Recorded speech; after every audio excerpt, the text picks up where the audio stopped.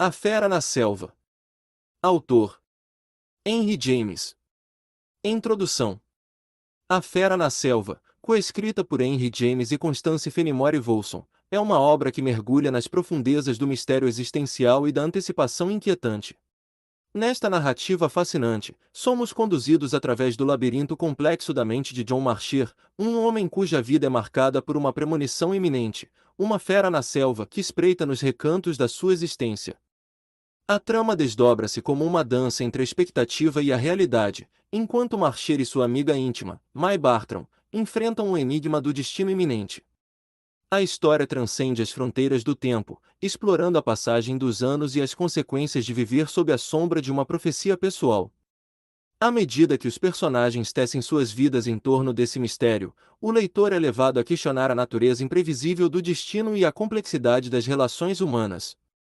Em A Fera na Selva, James e Wilson proporcionam uma experiência literária rica em nuances psicológicas, convidando-nos a refletir sobre a natureza do tempo, da espera e das escolhas que moldam nossas vidas. Uma obra-prima que transcende as barreiras do convencional, esta novela desafia as expectativas e convida o leitor a explorar os recessos mais profundos da alma humana. Parte 1. Pouco importa o que motivou a surpreendente conversa que tiveram durante o encontro, tendo sido provavelmente apenas algumas palavras que ela disse sem qualquer intenção, enquanto os dois iam caminhando lentamente, e ficando para trás, depois de terem renovado o conhecimento um do outro. Alguns amigos o haviam trazido, 1 ou 2 horas antes, à casa em que ela estava hospedada, os hóspedes da casa vizinha, como ele, o que confirmava sua habitual teoria, segundo a qual não passava de mais um no meio da multidão, tinham sido convidados para o almoço. Depois do almoço, houve muita dispersão, toda ela devida ao que o motivara, conhecer Viaterem e suas preciosidades, aspectos especiais, pinturas, bens de herança, tesouros de todas as artes, que faziam o lugar quase famoso. E os enormes salões eram tantos que os hóspedes podiam vagar à vontade, destacar-se do grupo principal e, no caso daqueles que encaram essas coisas com a maior seriedade, entregar-se a misteriosas medições e avaliações. Podiam-se observar pessoas, sozinhas ou acompanhadas, curvadas sobre objetos pelos cantos, mãos apoiadas nos joelhos, balançando a cabeça com a ênfase de uma reação olfativa. Quando eram dois, chegavam mesmo a misturar sons de êxtase ou mergulhar em silêncios da mais profunda significação, a ponto de haver para Marcher em tudo aquilo um ar de dar uma olhada, antes de uma venda intensamente anunciada, e que excita ou apaga o sonho da aquisição. O sonho da aquisição Viaterem teria de ser realmente muito forte, e John Marcher deu consigo, ante tais sugestões, desconcertado pela presença não só dos que sabiam tudo como dos que não sabiam nada. As grandes salas sugeriam tanta poesia e tanta história que ele sentia necessidade de se desgarrar dos demais, para se ver bem situado em relação ao lugar, embora seu impulso não pudesse ser comparado, como o olhar cobiçoso de alguns dos seus companheiros, aos movimentos de um cachorro farejando comida. Teve um resultado imediato. Numa direção impossível de ser prevista. Levou, em suma, naquela tarde de outubro, a um encontro mais prolongado com May Bartram, em cujo rosto começou a perturbá-lo de maneira bastante agradável, não propriamente uma recordação, mas uma espécie de reminiscência, quando se achavam numa longa mesa, sentados bem longe um do outro. Parecia-lhe a sequência de algo cujo começo ele houvesse perdido. No momento, acolheu a sensação de bom grado, como se fosse uma continuação, sem saber exatamente o que aquilo continuava, e que vinha a ser um interesse ou uma distração, tanto maior quanto ele tinha também consciência, ainda que sem qualquer confirmação direta da parte dela, de que a própria jovem não havia perdido o fio da meada. Não havia perdido, mas não o daria de volta, percebeu ele, sem que de sua parte estendesse a mão para recebê-lo. Não somente percebeu isso, como muitas coisas mais, coisas bastante estranhas, levando-se em conta que, no momento em que a movimentação do grupo os deixou face a face, ele estava às voltas com a ideia de que qualquer contato entre eles no passado não tivera importância. Se não tivera importância, ele mal sabia por que a impressão que ela agora lhe causava parecia ter tanta. A resposta, todavia, era de que, naquela vida que todos no momento aparentavam levar, não se podia senão aceitar as coisas como elas aconteciam. Sem ter a menor condição de saber por quê, ele estava convencido de que aquela jovem poderia ser considerada na casa mais ou menos como uma parente pobre, também de que ela não estava ali somente para uma rápida visita, mas de certa forma como parte da organização, quase uma parte profissional, remunerada. Não desfrutava ela, de tempos em tempos, de uma proteção pela qual pagava com a sua ajuda, entre outros serviços, em mostrar a casa e explicá-la, lidando com gente cansativa, respondendo perguntas sobre datas de construção, estilo do mobiliário, autoria dos quadros, lugar preferido do fantasma? Não que ela parecesse ser dessas a quem se pode dar uns trocados, era impossível parecer menos. Ainda assim, quando afinal ela se encaminhou em sua direção, extremamente simpática, embora bem mais velha. Mais velha do que era quando a vira antes, talvez o tenha feito em virtude de haver percebido que ele lhe dedicara sua imaginação nas últimas 2 horas mais do que a todos os demais juntos, e tenha assim atingido uma espécie de verdade que os outros eram muito estúpidos para aprender. Ela estava ali em condições mais difíceis que qualquer outro, estava ali em consequência do que lhe aconteceu, de um modo ou de outro, naqueles anos de intervalo, e se lembrava dele tanto quanto ele. Dela, só que muito melhor. Quando enfim chegaram a se falar, estavam a sós numa das salas, excepcional pelo belo retrato sobre a lareira, de onde os amigos dele haviam saído, e o encanto daquilo era que mesmo antes de se falar, os dois haviam tacitamente se entendido um com o outro a fim de ficarem para trás e conversar. O encanto, felizmente, estava em outras coisas também, em parte no fato de quase não existirem via terem um lugar sem alguma coisa pela qual se deixar ficar para trás. Estava na maneira em que aquele dia de outono se refletia através das altas janelas enquanto ia se esvanecendo lá fora, na maneira em que a luz vermelha, surgindo ao crepúsculo, sob um céu carregado e sombrio, estendia-se num longo raio que ia atingir antigos lambris de madeira, tapeçarias antigas, ouros antigos, cores antigas. Mais do que tudo, estava talvez na maneira pela qual ela veio a ele, como se ele pudesse, caso preferisse manter as coisas nessa mesma base, encarar a delicada atenção dela como parte de sua ocupação, já que ela a isso se dedicava. Tão logo ouviu sua voz, porém, a lacuna foi preenchida e o elo perdido surgiu, a ligeira ironia que ele sentiu em sua atitude deixou de representar qualquer vantagem. Quase saltou para chegar lá antes dela. Nós nos encontramos há anos em Roma. Lembro-me de tudo. Ela confessou seu desapontamento, estava tão certa de que ele não se lembrava, para provar que sim, e quanto, ele começou a despejar recordações que se multiplicavam à medida que as suscitava. O rosto dela e a voz, inteiramente a seu dispor agora, fizeram um milagre e a impressão funcionando como um acendedor, que a um toque de sua chama acende uma longa sequência de lâmpadas de gás, um por uma. Marche se sentiu lisonjeado, a iluminação era brilhante, mas o que realmente mais lhe deu prazer foi quando ela o fez ver, divertida, que na sua ânsia de fazer tudo certo ele havia lembrado quase tudo errado. Não tinha sido em Roma, tinha sido em Nápoles, não fora 8 anos antes, fora quase 10. Ela não estava com seus tios, e sim com a mãe e o irmão, além do mais, não era com os Pembres que ele estava, mas com os Boiers, voltando de Roma em sua companhia, um ponto em que ela insistiu, para a ligeira confusão dele, e do qual tinha as provas na mão. Os Boiers, ela já conhecia, mas não chegou a conhecer os Pembres, embora tivesse ouvido falar deles. E essas pessoas que estavam com ele é que os haviam apresentado um ao outro. O incidente da tempestade que se abateu sobre eles com tamanha violência, a ponto de obrigá-los a buscar refúgio numa escavação, este incidente não ocorreu no Palácio dos Césares, mas em Pompeia, ocasião em que eles testemunharam lá uma importante descoberta. Ele aceitou as emendas, divertiu-se com as correções, ainda que a moral da história fosse que ele, conforme ela frisou, realmente não se lembrava de coisa alguma a respeito. E ele só tomou aquilo como uma desvantagem quando tudo se tornou estritamente histórico e pouca coisa sobrou para ser lembrado. Permaneceram juntos ainda, ela esquecida de sua função, pois já que ele era tão esclarecido, não tinha como exercê-la, e ambos esquecidos da casa, apenas esperando para ver se mais uma ou duas lembranças não lhes viria.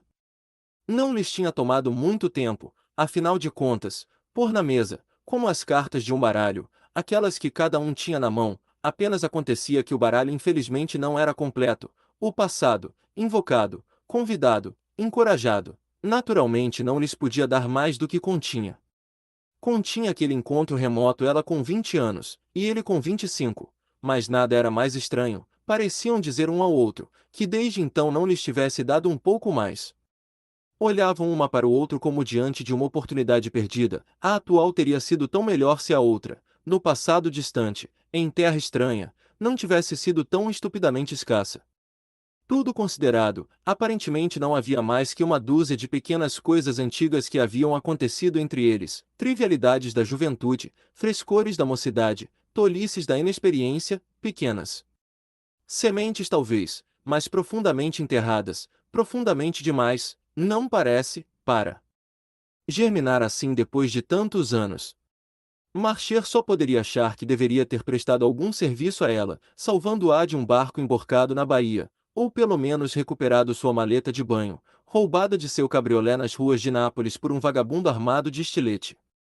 Ou também teria sido bom se ele tivesse sido acometido por uma febre sozinho no hotel e ela tivesse cuidado dele, escrito à sua família, garantindo sua recuperação. Então eles estariam de posse de algo que sua situação real parecia carecer. De qualquer forma, essa se apresentava como boa demais para ser estragada. Assim eles ficaram reduzidos por mais alguns minutos a um questionamento infrutífero sobre por que, já que pareciam conhecer tantas pessoas em comum, seu encontro havia sido adiado por tanto tempo. Eles não usaram o termo, mas demora minuto a minuto para se juntar aos outros era como uma confissão de que eles não queriam que aquilo fosse um fracasso. Suas suposições acerca dos motivos de não terem se encontrado antes apenas demonstravam como sabiam pouco a respeito um do outro. Então de fato chegou um momento em que Marcher teve uma palpitação.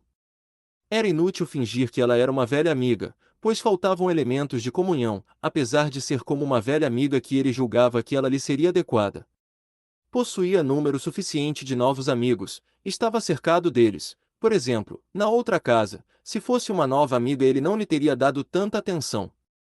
Ele teria gostado de inventar alguma coisa, fazê-la acreditar que alguma passagem do tipo romântica ou crítica ocorrerá originalmente. Estava quase procurando na imaginação, como lutasse contra o tempo, por algo que servisse dizendo a si. Mesmo que se nada surgisse esse esboço de recomeço se mostraria completamente arruinado. Eles se separariam, e agora não mais para uma segunda ou terceira oportunidade. Teriam tentado e sido mal-sucedidos.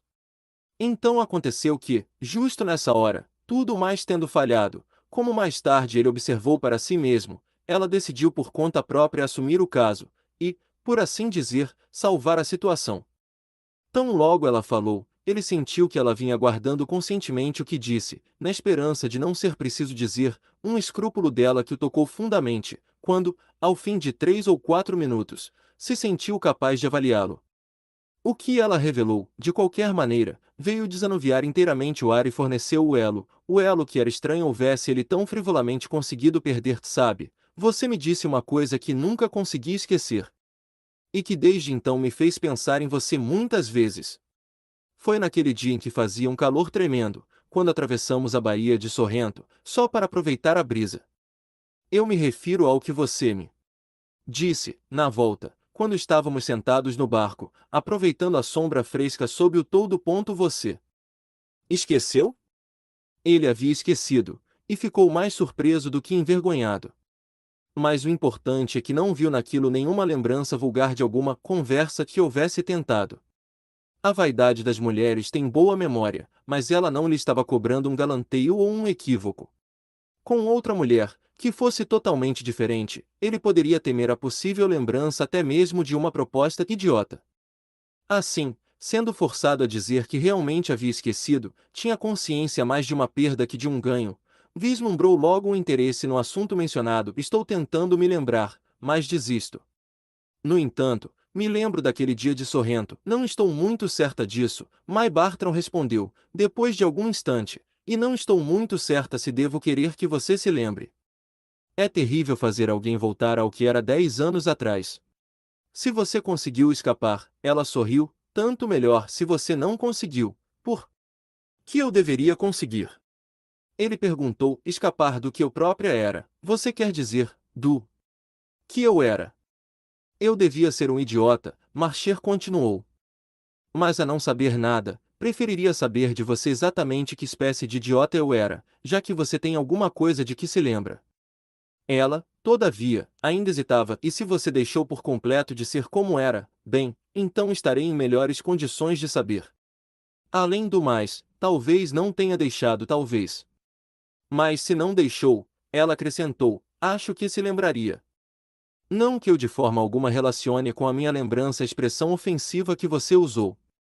Se eu o achasse idiota, ela explicou, a coisa de que estou falando não teria ficado na minha cabeça. Era sobre você próprio. Ela esperou que ele fosse lembrar, mas como, limitando-se a olhá-la, intrigado, ele não desse sinal disso, queimou as etapas, já aconteceu? Foi então que, ainda a olhá-la fixamente, ele viu uma luz diante de si e o sangue subiu-lhe lentamente ao rosto, afogueado pela lembrança. Quer dizer que eu contei a você? Mas ele vacilou, não fosse exatamente aquilo que havia lembrado, fosse ele apenas se entregar. Era alguma coisa sobre você, que naturalmente a gente não esqueceria, a menos que não se lembrasse mais de você. Foi por isso que eu perguntei, ela sorriu, se aquilo que você falou já aconteceu. Ah, somente agora ele via, mas estava completamente atônito, e se sentiu constrangido.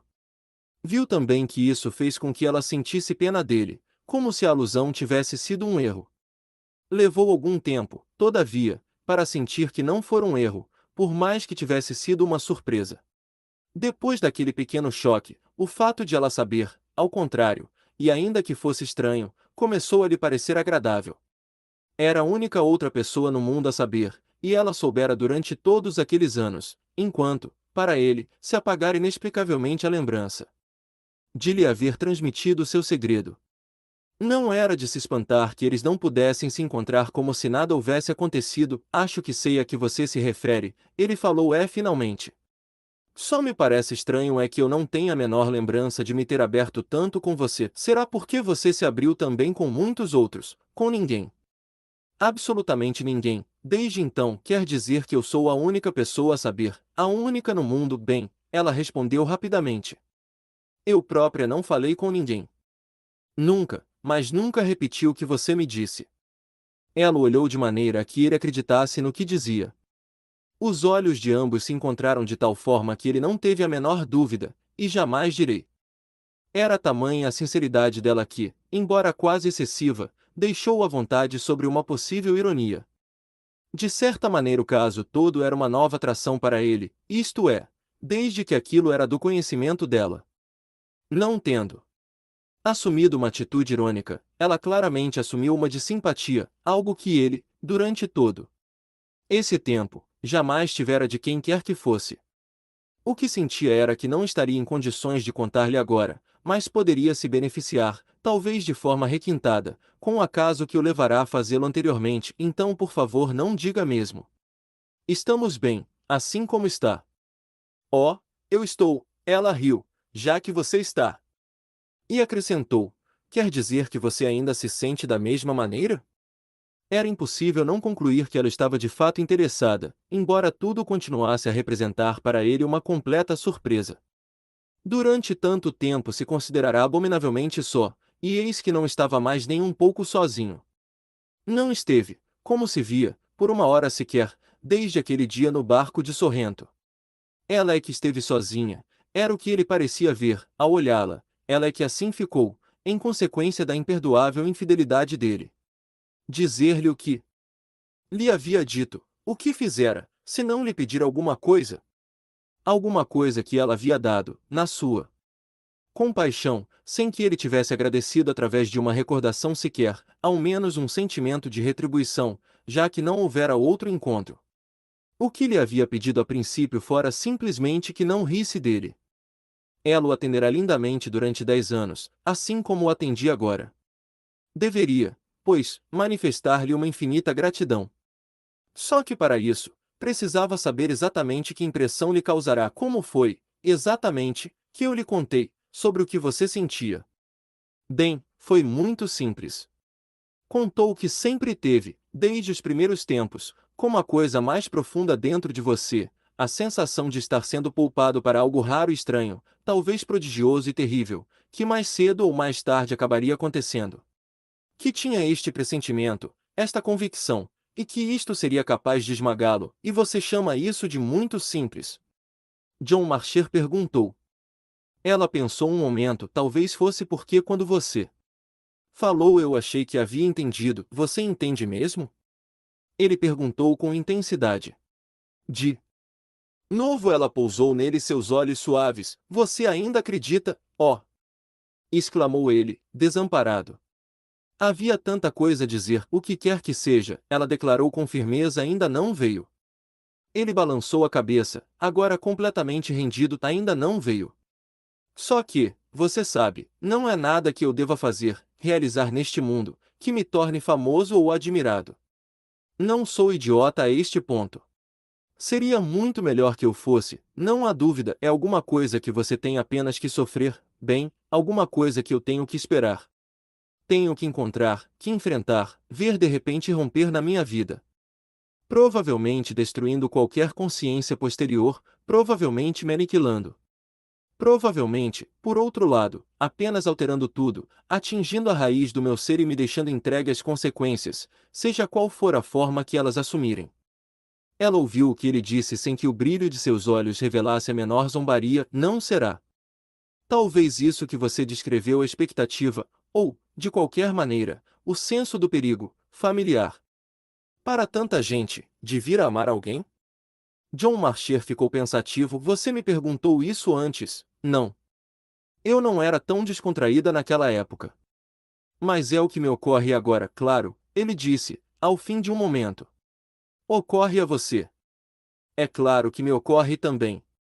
É claro que talvez não me esteja reservado nada mais do que isso. Acontece apenas que se fosse isso, acho que eu já estaria em tempo de saber. Você diz pelo fato de já ter amado alguém? E como ele a olhasse em silêncio. Você amou alguém e não significou esse cataclismo, não foi o grande acontecimento. Não é isso, eu estou aqui, você pode ver. Não foi assim tão arrasador, então não foi amor, concluiu May Bartram bem, pelo menos achei que era. Senti como se fosse. E tenho sentido até agora. Foi agradável, foi delicioso, foi infeliz, ele explicou. Mas não foi estranho. Não foi como. Meu acontecimento deve ser: você quer que aconteça alguma coisa só para você. Alguma coisa que ninguém mais saiba ou jamais tenha sabido, não se trata do que eu queira. Deus sabe que não quero nada. Trata-se apenas da apreensão que me persegue, com a qual eu vivo dia após dia. Ele falou com tanta lucidez e coerência que podia sentir suas palavras se impondo por si mesmas. Se ela não estivesse interessada antes, estaria agora. É uma sensação de alguma violência iminente? Era evidente que agora também ele estava de novo gostando de falar naquilo. Não penso que seja como, quando de fato vier, como necessariamente violento. Penso como alguma coisa natural e é claro que inconfundível, acima de tudo.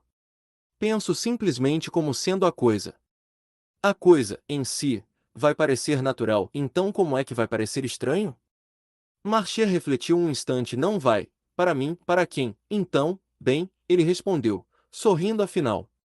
Digamos para você. Ah, então eu vou estar presente, mas você está presente, desde que ficou sabendo, entendo. Ela retrucou. Mas estou dizendo presente à catástrofe. A este ponto, por um minuto, a leveza da conversa deu lugar à gravidade. Foi como se o longo olhar que trocaram os mantivesse juntos. Depende somente de você. Se for esperar comigo, você tem medo? Ela perguntou. Não me deixe agora. Ele prosseguiu. Você tem medo? Repetiu ela. Acha que simplesmente não estou no meu juízo perfeito? Ele insistiu em vez de responder. Dou a impressão de não passar de um doido inofensivo. Não, disse May Bartram. Eu entendo você. Acredito em você. Quer dizer que você sente que minha obsessão, pobre coisa, pode corresponder a uma possível realidade. A uma possível realidade. Você vai esperar comigo? Ela hesitou. E então, pela terceira vez repetiu sua pergunta. Você tem medo? Eu lhe disse que tinha? Em Nápoles. Não, não disse nada a esse respeito, então não sei. E gostaria de saber, afirmou John Marcher. Me diga o que você acha. Se esperar comigo, você verá então muito bem. A esta altura os dois caminhavam ao longo da sala e, antes de sair, pararam à porta, Como para confirmar o seu entendimento, vou esperar com você, disse May Bartram. Parte 2. O fato de saber, ela sabia e nem zombava dele nem o iludia, em pouco tempo começou a representar para os dois uma atraente ligação, que se tornou mais marcante quando, durante o ano que se seguiu àquela tarde em Viaterem, multiplicaram-se as oportunidades de se encontrarem. O acontecimento que possibilitou essas ocasiões foi a morte da velha senhora, tia-avó dela, sob cuja asa havia de certa forma encontrado abrigo desde que perdera a mãe. Embora a tia-avó não fosse senão a mãe viúva do novo herdeiro, conseguirá, graças ao seu temperamento difícil e altissonante, conservar a suprema posição dentro de casa. A destituição desta personagem só se deu com a morte, que, seguida de muitas mudanças, trouxe uma mudança especial para a jovem, em quem a atenção de Marcher, com sua experiência, reconhecera logo uma dependente, dona de um orgulho que podia doer, mas não se encrespava. Nada, durante longo tempo, o acalmou mais do que o pensamento de que a dor deve ter sido muito minorada quando Miss Bartram se viu instalada numa pequena casa em Londres. Ela havia se tornado proprietária, e tal luxo se fez possível graças ao testamento da tia-avó, bastante complicado, quando o negócio começou a ser resolvido, o que na verdade exigiu tempo. Ela mandou dizer a ele que a feliz solução finalmente estava à vista. Haviam estado juntos antes daquele dia, pois ela não só acompanhou mais de uma vez a velha senhora até a cidade, como ele visitará de novo os amigos que haviam tornado Viaterem, de maneira tão conveniente, um dos atrativos da hospitalidade deles. Estes amigos o levaram de novo lá, ele conseguirá ter de novo com Miss Bartram alguns tranquilos momentos a sós, e em Londres havia conseguido dela, mais de uma vez, que se afastasse um instante da tia. Nessas ocasiões, foram juntos à National Gallery e ao Museu de South Kensington, onde, entre vívidas lembranças, falaram da Itália em geral, agora não tentando recuperar, como antes, o gosto da juventude e da inexperiência. Esta recuperação, no primeiro dia em Viaterem, havia cumprido bem o seu papel, tinha-lhes dado o suficiente, assim. Marcher sentia que já não estavam flutuando nas cabeceiras do rio, mas que o barco ia sendo rapidamente levado rio abaixo. Os dois literalmente navegavam juntos. Para o nosso cavalheiro, isto era tão mais evidente quanto a causa afortunada era justamente o tesouro enterrado, que vinha a ser o que ela sabia.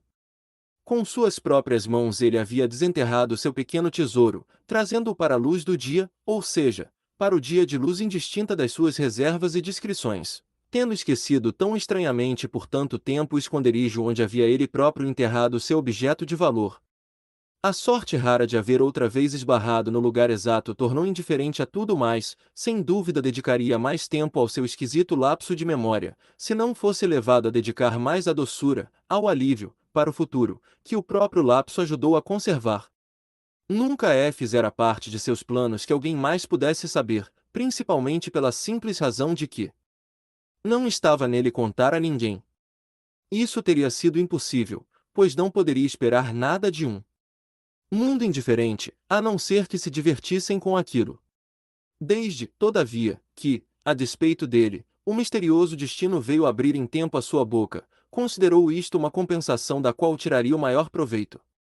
A ideia de que a pessoa certa é que sabia amenizava a aspereza do seu segredo bem mais do que a timidez poderia deixá-lo imaginar, e May Bartram era evidentemente a pessoa certa porque ali estava ela.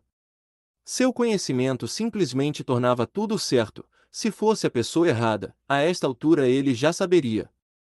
Na sua situação, havia sem dúvida algo que o predispunha demais a ver nela uma simples confidente, acendendo para ele toda a sua luz, a partir do fato, somente do fato, de se interessar pelo transe em que ele se achava, e de sua compaixão, simpatia, seriedade, sua concordância em não o encarar como o mais engraçado dos engraçados.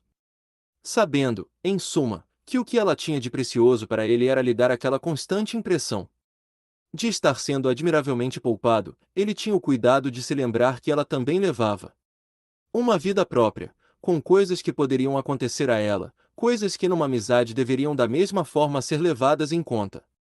Quanto a isso, algo bem extraordinário veio a acontecer com ele, nesta área, algo representado por certa passagem súbita de sua consciência de um extremo a outro.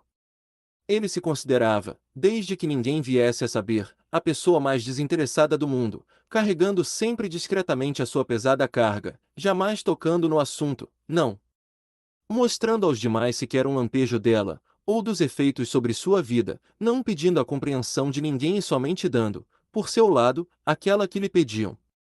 Não incomodava os outros com a excentricidade de obrigá-los a conhecer um homem mal-assombrado, ainda que em certos momentos tivesse a maior tentação de ouvi-los dizer que estavam eles próprios bastante assombrados.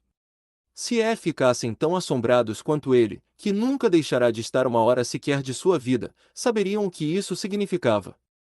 Mesmo assim, não lhe cabia assombrá-los, e ele se limitava a ouvi-los com suficiente civilidade. Esta razão pela qual tinha tão boas maneiras, embora possivelmente fosse um tanto sem graça, esta razão, acima de tudo, de se considerar um homem razoavelmente, e até, quem sabe, extraordinariamente, desprendido num mundo ganancioso. Em consequência, acreditamos que ele valorizava esta característica o suficiente para ter a consciência do perigo de perdê-la, contra o qual prometeu a si mesmo ficar sempre de sobreaviso. Estava preparado, mesmo assim, para ser egoísta, só um pouco, já que na verdade nenhuma ocasião mais tentadora se tinha apresentado. Só um pouco, em resumo, era justamente o máximo que Miss Bartram permitiria. Ele jamais exerceria sobre ela o menor predomínio, e tinha sempre em mente as coordenadas que sua consideração por ela, a mais alta, exigia que seguisse. Estabeleceria totalmente as regras pelas quais os negócios dela, requisitos, peculiaridades, ele foi a ponto de lhes dar a amplidão desta palavra, deveriam ser pautados ao longo da convivência entre eles. Tudo isso, naturalmente, era sinal de quanto ele dava a convivência como certa. Não havia nada mais a fazer a respeito disso. Simplesmente existia, tinha nascido com a primeira pergunta direta que ela lhe fizera à luz do outono lá em Viateren. A forma verdadeira que deveria ter assumido, nas bases que se impunham, era a do casamento. Mas o diabo era que as próprias bases afastavam qualquer possibilidade de casamento. Sua convicção, sua apreensão, sua obsessão, em suma, não era um privilégio do qual se podia convidar uma mulher a participar, e este era exatamente o seu problema. Alguma coisa estava lá, a esperá-lo, nas curvas e torneiros dos meses e dos anos, como uma fera espreita na selva. Pouco importava se a fera na tocaia deveria matá-lo ou ser morta. O ponto definitivo era o bote inevitável do animal, e a lição definitiva era que um homem sensível não impõe a si mesmo ser acompanhado por uma senhora numa caçada de tigres. Esta era a imagem de sua vida, que ele acabará delineando. Não obstante, nos raros momentos que passavam juntos, eles a princípio não haviam feito alusão alguma a esta maneira de ver as coisas, uma prova, a qual ele estava sempre amavelmente disposto a dar, de que não esperava, de fato não se importava, que estivessem sempre a falar sobre isto. Tal característica, na aparência de alguém, era realmente como ter uma corcunda. A diferença se impunha a todo minuto, independentemente de qualquer conversa. Conversava certamente como um corcunda, pois havia sempre, pelo menos, a cara do corcunda. Esta permanecia, e sua amiga o observava, mas as pessoas em geral observavam melhor em silêncio, de modo que esta era a forma que predominava na vigilância dos dois. Ao mesmo tempo, ele não queria ficar tenso e solene, como imaginava que era diante das outras pessoas. O que deveria ser, com a única pessoa que sabia, era natural e descontraído, fazer alusão em vez de parecer que a evitava, evitá-la em vez de parecer que a fazia, em qualquer caso mantê-la familiar, brincalhona mesmo, em vez de pedante ou sinistra. Algumas considerações como esta povoavam sua mente, quando por exemplo escreveu a Miss Bartram dizendo amavelmente que a grande coisa, que durante tanto tempo acreditara lhe estar reservada no colo dos deuses, talvez não passasse do fato, para ele tão gratificante, de ter ela vindo a possuir uma casa em Londres. Foi a primeira alusão que tornaram a fazer, pouco precisando de outra até então, mas quando ela respondeu, depois de contar-lhe as novidades, que de forma alguma se satisfazia com semelhante insignificância como sendo o clímax de uma expectativa tão excepcional, quase o deixou imaginando se ela não teria mesmo uma concepção da singularidade dele mais vasta do que teria ele próprio.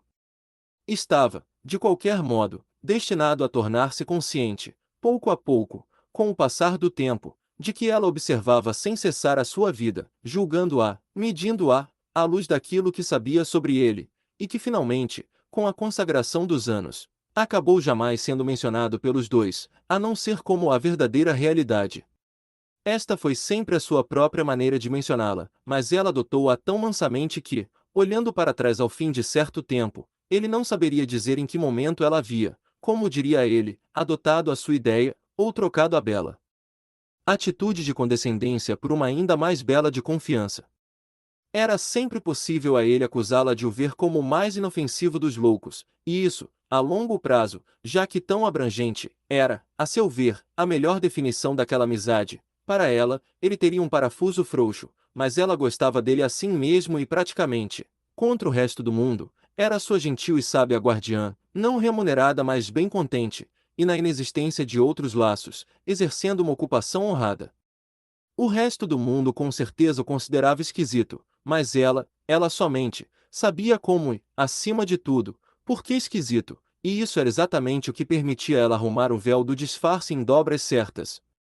Ela tomou dele a jovialidade, já que aquilo devia passar por jovialidade entre eles, assim como tomou tudo mais, mas até ali ela sem dúvida justificava, com seu tato infalível, a mais aguda consciência que ele tinha do quanto chegará a convencê-la. Ela, pelo menos, nunca falou do segredo da vida dele a não ser como a verdadeira realidade a seu respeito, e tinha de fato uma extraordinária maneira de fazer crer que fosse, como tal, o segredo também da sua própria vida. Assim era, em suma, como ele sentia frequentemente a condescendência dela para com ele, de modo geral não podia dar-lhe outro nome. Ele também condescendia, mas ela condescendia mais, em parte porque, melhor situada para uma visão do assunto, ela seguia a dolorosa perversão dele através de meandros do seu curso que ele dificilmente poderia seguir. Ele sabia como se sentia.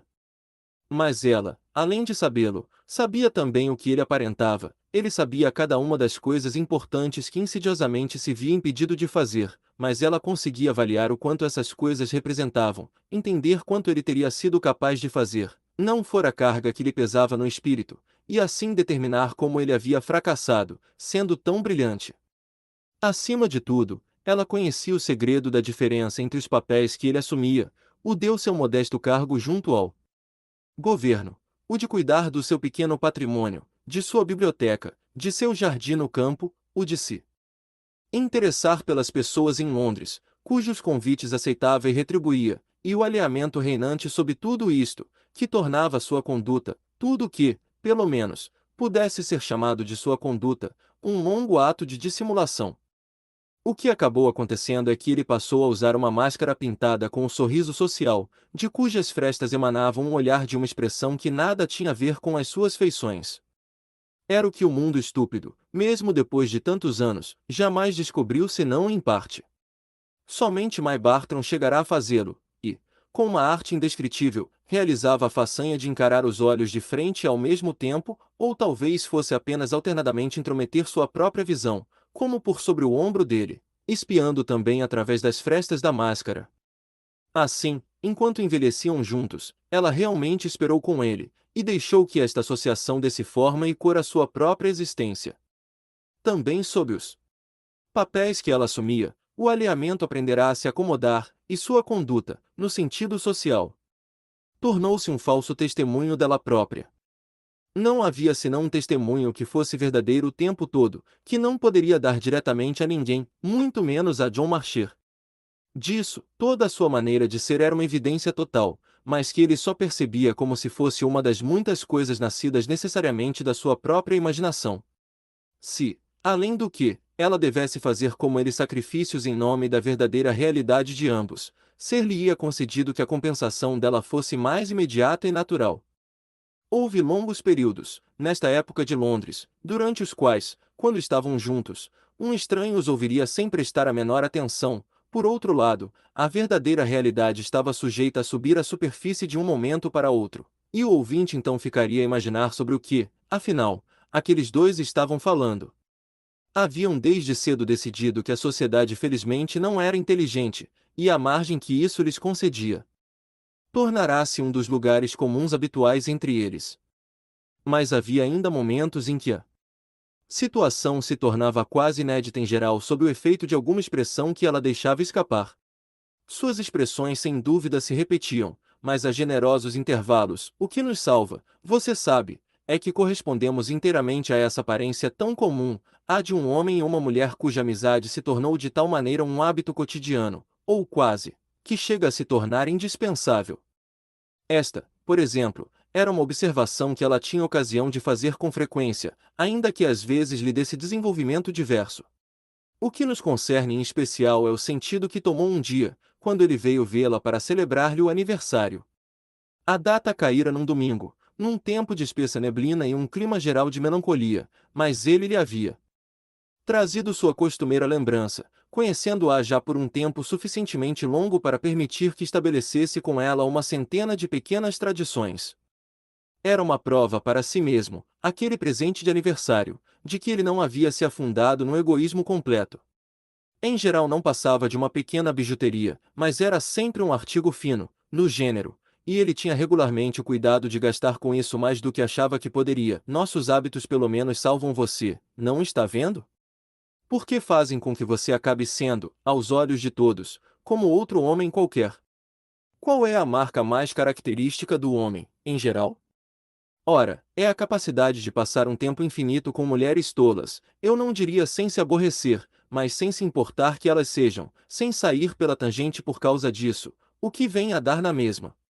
Eu sou a sua mulher tola, uma parte do seu pão de cada dia pelo qual você reza na igreja. Isso cobre as suas pegadas mais do que qualquer coisa, e o que cobre as suas? Perguntou Marchir, a quem aquela mulher tola poderia em geral distrair a esse ponto. Claro que entendo o que você quer dizer quando fala em me ter salvo, desta ou daquela maneira, aos olhos dos outros. Tenho percebido isto o tempo todo. Mas o que é que salva você? É no que sempre penso, você sabe. Ela o olhou como se às vezes pensasse nisso também, mas de maneira bem diferente. Você quer dizer o que me salva aos olhos dos outros? Bem, você realmente está nisso comigo, não é? Como uma espécie de consequência de eu estar nisso com você própria. Quero dizer, nessa minha estima enorme por você, sendo tremendamente consciente de tudo o que você tem feito por mim. Às vezes me pergunto se isso é de todo justo. Justo, eu digo, ter envolvido você tanto, interessado tanto, se é que posso dizer assim. Quase sinto como se você na verdade não tivesse tido tempo para fazer mais nada senão me interessar? Ela perguntou. Oh, o que mais alguém jamais quis fazer? Se eu venho vigiando com você, como há tempos concordamos que eu faria, vigiar é sempre uma ocupação em si mesma. Certamente, disse John Marchir. Se você não tivesse manifestado sua curiosidade. Somente não ocorre às vezes a você que sua curiosidade não está sendo devidamente recompensada? Mai Bartram fez uma pausa, antes de responder. Será que você pergunta isso porque sente que a sua não está sendo? Quero dizer, por ter de esperar tanto tempo? Ah, ele entendia o que ela queria dizer.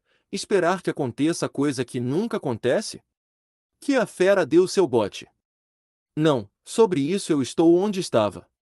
Não é uma coisa sobre a qual eu possa escolher, possa decidir que mude. Não é uma coisa que possa ser mandada. Está no colo dos deuses. Estamos entregues à própria lei, aí estamos. Quanto à forma que a lei vai assumir, de que maneira vai se impor, isso corre por conta dela própria. Bem, respondeu Miss Bartram. É claro que nosso destino está se cumprindo, é claro que se cumpriu com sua forma própria e a sua maneira o tempo todo. Só você sabe, que a forma e a maneira no seu caso eram para ter sido. Bem, alguma coisa de muito excepcional e, pode-se dizer, muito particularmente sua. Algo naquilo fez com que ele a olhasse, intrigado. Você diz era para ter sido como se no íntimo tivesse começado a duvidar. Oh! Ela protestou vagamente, como se acreditasse, continuou ele, que nada vai acontecer. Ela balançou a cabeça lentamente, mas de modo inescrutável. Você está longe do que estou pensando. Ele continuou a olhá-la. Então o que é que há com você? Bem, ela disse ao fim de mais um instante. O que há comigo é simplesmente que estou mais certa que nunca de que minha curiosidade, como diz você, será muito bem recompensada. Ambos estavam francamente graves agora. Ele havia se erguido da cadeira, e andava mais uma vez pela pequena sala de estar para onde, ano após ano, ele trazia seu assunto inevitável, onde, poder-se-ia dizer, havia participado com ela de uma intensa convivência em todas as suas variantes, onde cada objeto lhe era tão familiar como as coisas de sua própria casa, e os tapetes até já estavam gastos com suas impetuosas passadas, como a mesa das repartições se gasta com o cotovelo de gerações de funcionários. Gerações de seus acessos de inquietação estiveram trabalhando ali, e o lugar era a história escrita de toda a sua meia-idade. Impressionado com o que a amiga acabará de dizer, viu-se, por alguma razão, mais consciente de tudo isso, o que o levou, ao fim de um momento, a deter-se diante dela. Será possível que você acabou com medo? Medo?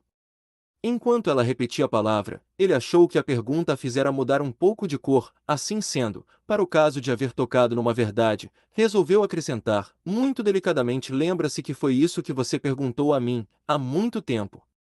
Naquele primeiro dia em Viaterem A, sim, e você me disse que não sabia. Que eu ia descobrir por mim mesma. Falamos pouco a este respeito desde então, mesmo durante tão longo tempo, exatamente, marcher em terpos. Exatamente como se fosse uma questão muito delicada para ser abordada à vontade. Exatamente como se pudéssemos descobrir, sob pressão, que eu estou com medo. Porque nesse caso, ele disse, nós ficaríamos sem saber absolutamente o que fazer, não ficaríamos. Por ora ela não tinha resposta para esta pergunta. Houve ocasiões em que pensei que você estava. Somente, é claro, ela acrescentou, houve ocasiões em que pensamos quase tudo em tudo. Oh! Marcher gemeu brandamente como um meio suspiro, diante da face do segredo que sempre os acompanhava, e agora mais exposta do que nunca durante longo tempo. Sempre houvera imprevisíveis momentos em que esta face o encarava, como através dos olhos da própria fera, e mesmo estando Marcher já habituado com eles, ainda podiam lhe arrancar um suspiro do mais profundo do seu ser. Tudo o que os dois haviam pensado, desde o princípio, se precipitou sobre ele. O passado parecia ter se reduzido a mera especulação estéril. Era disto, na verdade, que o lugar acabava de lhe parecer tão cheio, a simplificação de tudo, exceto o estado de expectativa. Este permanecia, somente porque parecia pender no vazio que o circundava.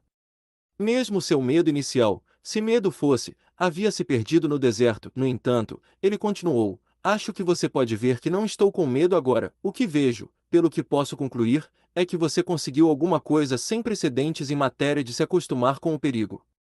Vivendo com ele tanto tempo e tão de perto, perdeu a noção dele. Sabe que está ali, mas fica indiferente, e deixou mesmo, como antigamente, de ter que assobiar no escuro. Considerando que é o perigo, May Bartram concluiu: devo mesmo dizer que acho a sua atitude insuperável. John Marcher sorriu levemente e heroica, claro. Pode chamá-la assim. Assim, na verdade, ele gostaria de chamá-la. Então sou um homem de coragem, é o que você ia me mostrar. Ele ainda refletia, mas um homem de coragem não. Sabe do que tem medo e do que não tem? Isto eu não sei, como você vê. Eu não distingo. Não posso dar um nome. Só sei que estou exposto, sim, mas exposto, como direi? Tão diretamente. Tão intimamente. Isto é indiscutível, indiscutível o suficiente para fazer você achar que não estou com medo, como sendo o que poderíamos chamar de fim e desfecho de nossa vigia. Você não está com medo. Mas não é, ela disse, o fim de nossa vigia. Quer dizer, não é o fim da sua. Você ainda tem tudo a ver, então por que você não teria? Ele perguntou. Havia tido naquele dia, durante todo o tempo, e ainda tinha, a sensação de que ela omitia alguma coisa. Sendo a primeira vez que observava isso, foi para ele um acontecimento. O caso era tanto mais grave quanto ela a princípio não respondeu, o que, por seu lado, fez com que ele prosseguisse. Você sabe alguma coisa que eu não sei? Para um homem de coragem, a sua voz tremia um pouco. Você sabe o que está para acontecer. O silêncio dela, com a expressão que fazia, era quase uma confissão. Ele ficou certo. Disso você sabe, e está com medo de me contar. É tão ruim, que você tem medo de que eu descubra. Devia ser tudo verdade, pois realmente parecia que, inesperadamente para ela, ele havia cruzado alguma linha sagrada que ela havia secretamente traçado a seu redor. Mas ela, afinal, não precisava ter se preocupado, e o verdadeiro clímax foi que ele, de qualquer modo, também não precisava, você jamais descobrirá. Parte 3. Todavia, tudo estava destinado a ser, como já se disse, um acontecimento que se caracterizou pelo fato de, muitas vezes, mesmo depois de longos intervalos, outras coisas que se passaram entre os dois adquiriram, em relação àquela hora, a feição de recordações e consequências. Seu efeito imediato foi realmente aliviar a insistência, quase o de provocar uma reação, como se o assunto deles tivesse sucumbido ao próprio peso e como se, além do mais, Marcher tivesse sido tocado por uma de suas próprias advertências contra o egoísmo. Sentia que havia conservado, e em geral de maneira decente, a consciência da importância de não ser egoísta, e a verdade é que nunca havia cometido tal pecado sem imediatamente forçar a balança para o outro lado. Sempre reparou suas faltas, se o tempo permitia, convidando sua amiga para acompanhá-lo à ópera, e não poucas vezes aconteceu então que, mostrando não desejar que ela tivesse apenas um assunto em que pensar, foi responsável por sua ida à ópera umas 12 vezes durante o mês. E acontecia mesmo que, acompanhando-a de volta até a sua casa nessas ocasiões, para afirmar posição, de vez em quando entrava e ia encerrar a noite, como costumava dizer, aceitando a pequena ceia frugal mas sempre bem preparada, que para seu prazer o esperava. Firmava posição, pensava ele, por não ficar eternamente se impondo a ela como assunto, firmava, por exemplo, quando nesses momentos o piano ali à mão e ambos familiarizados com ele, acontecia ficarem a relembrar, cantando juntos, alguns trechos da ópera. Numa dessas ocasiões, contudo, ele lembrou-lhe que ela não havia respondido certa pergunta, durante a conversa que tiveram no seu último aniversário: o que é que salva você? Ele se referia ao que a salvava daquela aparente diferença em relação ao ser humano normal. Se ele havia praticamente deixado de chamar a atenção, como ela achava, fazendo o que todos os homens fazem em relação aos detalhes mais importantes, encontrar a resposta para a vida. Numa espécie de aliança com uma mulher que não era melhor do que ele próprio nesse particular. Como havia ela escapado? Como semelhante aliança, que eles acreditavam ser mais ou menos conhecida, poderia deixar de fazer com que essa mulher fosse positivamente objeto de comentários? Eu nunca disse, May Bartram respondeu, que não seja objeto de comentários. Ah, bem, então você não está salva, ponto, e isso nunca constituiu problema para mim. Se você teve a sua mulher, ela disse, eu tive o meu homem, e quer dizer que isto deixa você bem? Ah, parecia haver sempre tanta coisa a ser dita, não sei por que não deveria me deixar bem, humanamente, que é do que estamos falando, tanto quanto deixa você, sei, Marcher retrucou. Humanamente, sem dúvida, ao revelar que você vive para alguma coisa a mais. Não apenas para mim e o meu segredo. May Bartram sorriu. Não vou fingir que mostre exatamente que eu não esteja vivendo para você.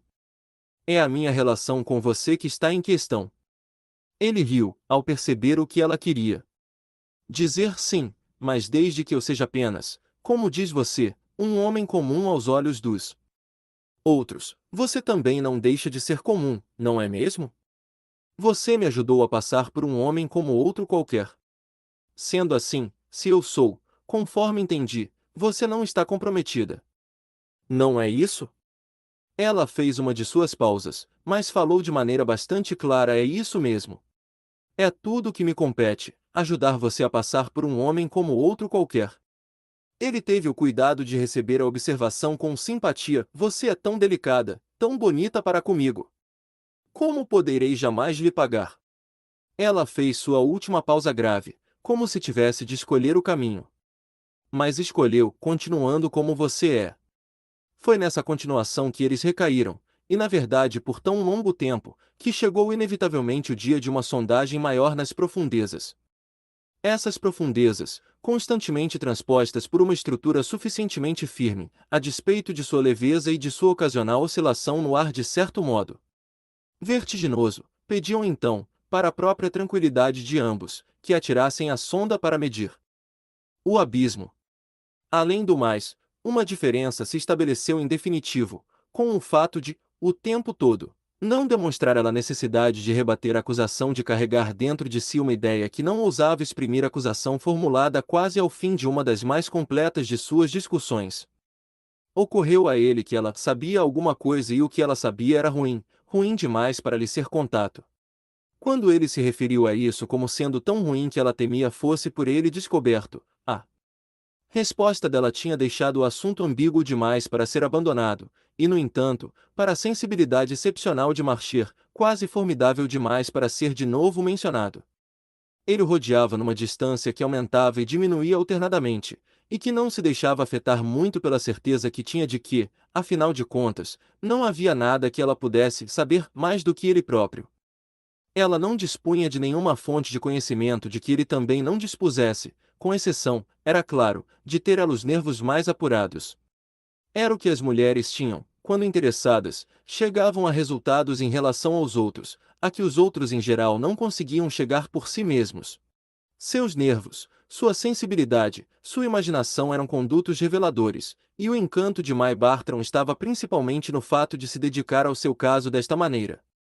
Ele sentiu naqueles dias algo que estranhamente nunca sentirá antes, o crescente pavor de perdê-la por alguma catástrofe que no entanto não seria absolutamente a catástrofe, em parte porque ela começara quase de repente a lhe dar a impressão de ser mais útil para ele do que nunca até ali, e em parte devido ao mesmo tempo à saúde vacilante que ela aparentava ultimamente. Era típico do alinhamento interior que ele cultivava com sucesso até então, e que este relato deixa evidente, era típico que suas complicações, como tais, nunca haviam parecido crescer tanto quanto nesta crise, a ponto de fazer com que ele se perguntasse se por acaso aquilo não viria a ser, na verdade, ao alcance dos olhos e dos ouvidos e dos dedos, dentro do seu imediato campo de ação, a coisa por eles esperada. Quando chegou, como deveria chegar, o dia de sua amiga lhe confessar o receio de um problema mais sério no aparelho circulatório, ele de certo modo sentiu a sombra de uma mudança e o calafrio de um choque.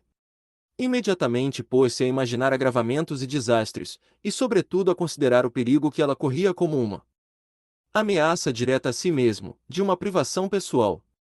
Em consequência, viu-se em parte tomado de um de seus impulsos de generosidade, que lhe eram tão agradáveis, mostrando que sua primeira preocupação era a perda que ela própria pudesse sofrer. E se ela morresse antes de ficar sabendo, antes de ver?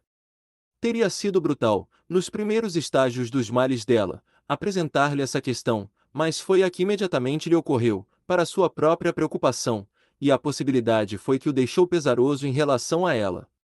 Se ela realmente sabia, além do mais, no sentido de ter tido alguma, como diria, alguma irresistível clarividência, nem por isso as coisas estariam melhores, mas piores, na medida em que a adoção da sua curiosidade se tornará a razão de ser da vida dela. Ela vivia a fim de ver o que houvesse para ser visto, e estaria destruída se tivesse de desistir antes de apresentar-se a visão. Estas reflexões, como já se disse, acentuavam a generosidade dele, no entanto, refletisse o quanto pudesse, via-se a si mesmo, com o correr do tempo, cada vez mais desconcertado. O tempo corria para ele com um estranho ímpeto, e o estranho maior da estranheza estava em que, independente da ameaça de muita inconveniência, lhe dava quase que a única surpresa positiva que sua carreira, se é que se poderia chamá-la assim, tinha a lhe oferecer. Ela permanecia em casa como nunca o fizera, não poderia encontrá-lo mais noutro lugar, embora não existisse um canto de sua velha e querida Londres onde ela não o houvesse feito no passado, nesta ou naquela ocasião, e ele ia encontrá-la sempre sentada ao pé do fogo, na sua confortável poltrona antiga que se sentia cada vez menos capaz de abandonar. Ele se surpreendeu um dia, depois de uma ausência mais prolongada do que o usual, com a aparência dela, de súbito muito mais velha a seus olhos do que jamais pensara que ela fosse, reconheceu então que somente a seus olhos era de súbito, ele apenas acabava subitamente de perceber. Ela parecia mais velha porque inevitavelmente, depois de tantos anos, estava velha, ou quase, o que também acontecia, em maior escala, com seu companheiro. Se ela estava velha, ou quase, John Marcher seguramente estava também, e contudo, ela, e não ele próprio, é que lhe revelou esta verdade. Aqui começaram suas surpresas, uma vez começadas, multiplicaram-se, vieram bem depressa, Era como se tivessem ficado guardadas, da maneira mais esquisita do mundo, agrupadas num feixe compacto, para se revelarem no entardecer da vida, época na qual para as pessoas em geral o inesperado já não mais acontece. Uma delas era ele ter se apanhado, pois tal lhe aconteceu, realmente imaginando se o grande acontecimento tomaria agora a forma de nada mais que ser ele condenado a ver esta encantadora mulher, esta amiga admirável, deixá-lo para sempre. Ele nunca a qualificara tão sem reservas, como à luz de tal possibilidade. Apesar disto, poucas dúvidas lhe restavam de que, como solução para o seu velho enigma, a mera extinção de mesmo um tão delicado aspecto de sua situação seria um anticlímax abjeto. Representaria, em relação à sua atitude passada, uma perda de dignidade, a cuja sombra sua existência poderia transformar-se apenas no mais grotesco dos fracassos. Estivera longe de considerar isso um fracasso, por mais que tivesse esperado por coisa bem diferente, não por uma coisa dessas. A sua boa fé vacilou, todavia, quando constatou quanto tempo haviam esperado, ele, ou, pelo menos, sua companheira.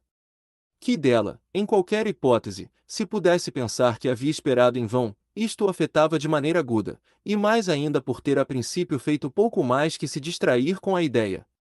Tornou-se mais grave à medida que crescia a gravidade das condições de saúde dela, o estado de espírito que aquilo provocou nele, e que acabou por observar como se fosse uma desfiguração definitiva do seu próprio ser exterior, poderia passar por mais uma de suas surpresas. Esta se ligou ainda a outra, a espantosa consciência de uma questão que ele, se tivesse coragem, permitiria que se configurasse, o que tudo significava, isto é, o que ela significava, ela e sua vã espera e sua morte provável e a silenciosa advertência de tudo isso, senão que, a esta altura, era apenas inevitavelmente tarde. Jamais em nenhum estágio de sua abalada consciência ele havia admitido sequer o sussurro de semelhante constatação, jamais, até os últimos meses, fora desleal para com a sua convicção, a ponto de não admitir que aquilo que estava para lhe acontecer ainda tinha tempo pela frente, pouco importando achar que ele próprio tivesse ou não. Que ele afinal, certamente não tinha, ou tinha mais em quantidade insignificante, do modo que as coisas se passavam com ele, esta veio a ser a conclusão com que a sua velha obsessão teve que se haver, e não a ajudava nada a possibilidade, cada vez mais confirmada, de quase não sobrar espaço na grande sombra da incerteza sob a qual ele havia vivido. Sendo ao longo do tempo que deveria cumprir o seu destino, então era no tempo que seu destino deveria agir, e quando acordou para a realidade de não ser mais um jovem, que era exatamente a consciência de estar esgotado, e, por sua vez, a consciência de ser fraco, acordou também para outra realidade. Tudo se juntava, eles se submetiam, ele e sua incerteza, à mesma lei indivisível. Quando as próprias possibilidades se tornaram consequentemente esgotadas, quando o segredo dos deuses se tornou tênue, quase mesmo se evaporou, isto, e isto somente, era o fracasso. Não teria sido fracasso ter falido, ter sido desonrado, exposto à execração pública, enforcado, o fracasso era não acontecer nada. Assim ele imaginava, e não um pouco, enquanto tateava no vale obscuro para onde se dirigiu seu caminho inesperadamente tortuoso. Não lhe importava qual fosse o terrível desastre que poderia se abater sobre ele, nem a ignomínia ou monstruosidade que o pudessem envolver, pois afinal não era velho demais para sofrer, desde que a coisa fosse decentemente proporcional à postura que ele havia mantido, durante toda a vida, diante da ameaça de sua presença. Não lhe restava senão um desejo de que não o tivessem vendido. Parte 4. Então aconteceu que ela, uma tarde, enquanto a primavera naquele ano ainda era jovem e fresca, enfrentou, à sua maneira, a mais franca admissão que ele fez desses temores. Era a tarde quando foi visitá-la, mas a noite ainda não havia baixado e ela se apresentou a ele ao declínio daquela longa e refrescante luz dos dias de abril, que nos transmite frequentemente uma melancolia mais viva que a das horas cinzentas do outono. A semana fora quente, a primavera deveria ter começado cedo, e May Bartram estava sentada, pela primeira vez naquele ano, com a lareira apagada, um pormenor que, para a sensibilidade de Marcher, emprestava à cena da qual ela fazia parte um aspecto suave e definitivo, um ar de que, na sua ordem imaculada, na sua fria e inexpressiva arrumação, nunca mais veria de novo o fogo aceso. A aparência dela dificilmente ele saberia dizer por que, acentuava esta nota.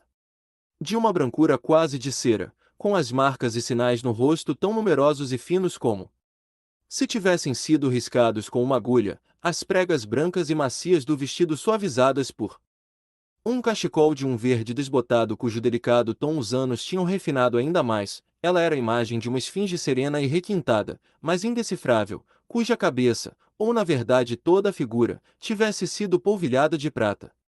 Era uma esfinge, e no entanto, com suas pétalas brancas e sua fronde verde, poderia ser também um lírio, mas um lírio artificial, maravilhosamente imitado e constantemente conservado, sem poeira nem mancha, ainda que não imune a perder um pouco do vício e a ganhar uma tessitura de vincos tênues, sob a transparência de uma redoma de vidro.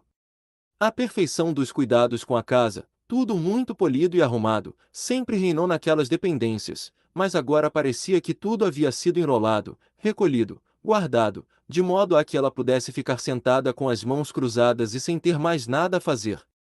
Ela já estava fora disso, aos olhos de Marcher, seu trabalho havia terminado, comunicava-se com ele como do outro lado da baía, como de alguma ilha de descanso que já houvesse alcançado, e isso fez sentir-se estranhamente abandonado.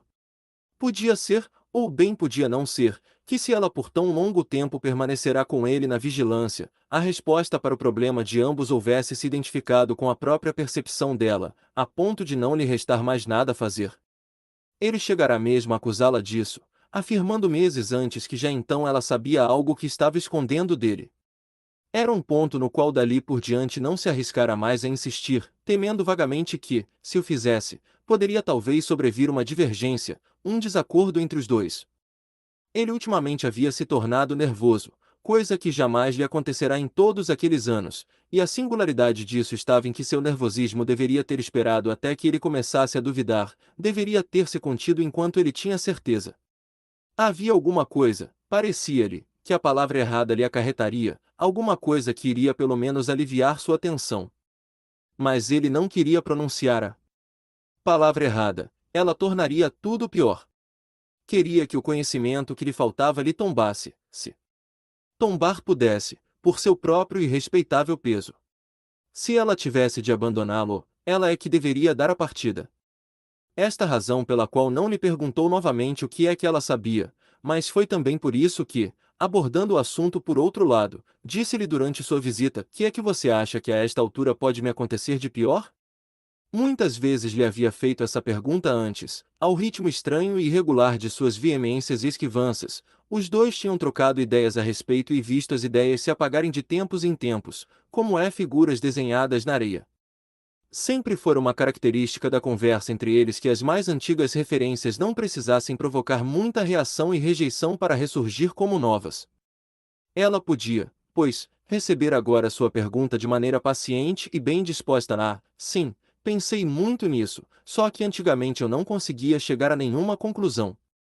Pensava coisas horríveis, era difícil escolher entre elas. Deve ter acontecido o mesmo com você, e como aconteceu. Hoje sinto como se não tivesse acontecido outra coisa. Parece que passei minha vida não pensando senão em coisas horríveis. Muitas delas em várias ocasiões mencionei a você, mas houve outras que não pude mencionar, eram muito, muito horríveis, muito, muito horríveis. Algumas delas.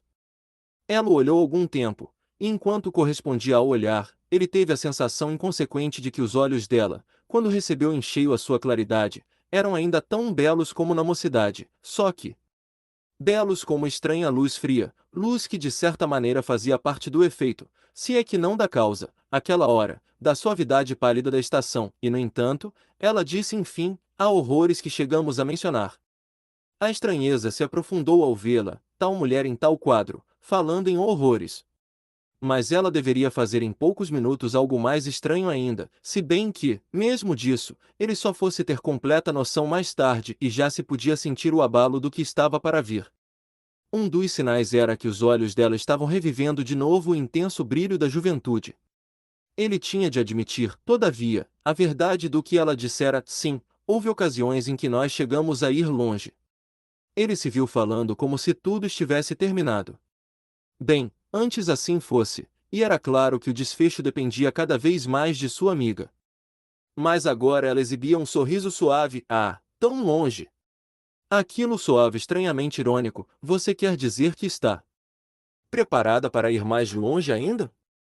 Ela parecia frágil, antiga e encantadora, enquanto continuava a olhá-lo. No entanto, era como se houvesse perdido o fio da meada. Você acha que fomos longe? Bem, acho que era exatamente o que você estava dizendo, que nós olhamos muitas coisas de frente, inclusive um ao outro.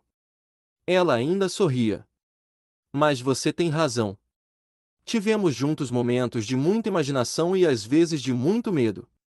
Só que alguns não foram mencionados e o pior deles, este não olhamos de frente.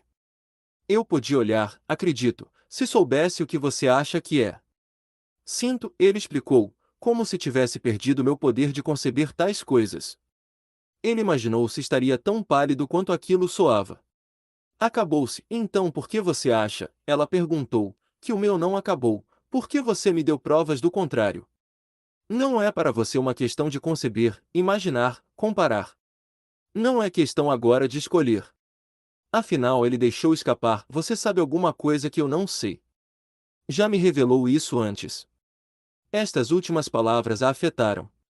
Tremendamente ele percebeu num instante, enquanto ela respondia com firmeza, não lhe revelei nada, meu caro. Ele balançou a cabeça, isso você não pode esconder, ó, ó. A reação de May Bartram sobre o que não podia esconder soou quase como um gemido abafado. Você admitiu há meses, quando lhe falei nisso como alguma coisa que você temia que eu descobrisse. Sua resposta foi que eu não poderia, que não descobriria, e não estou dizendo que descobri.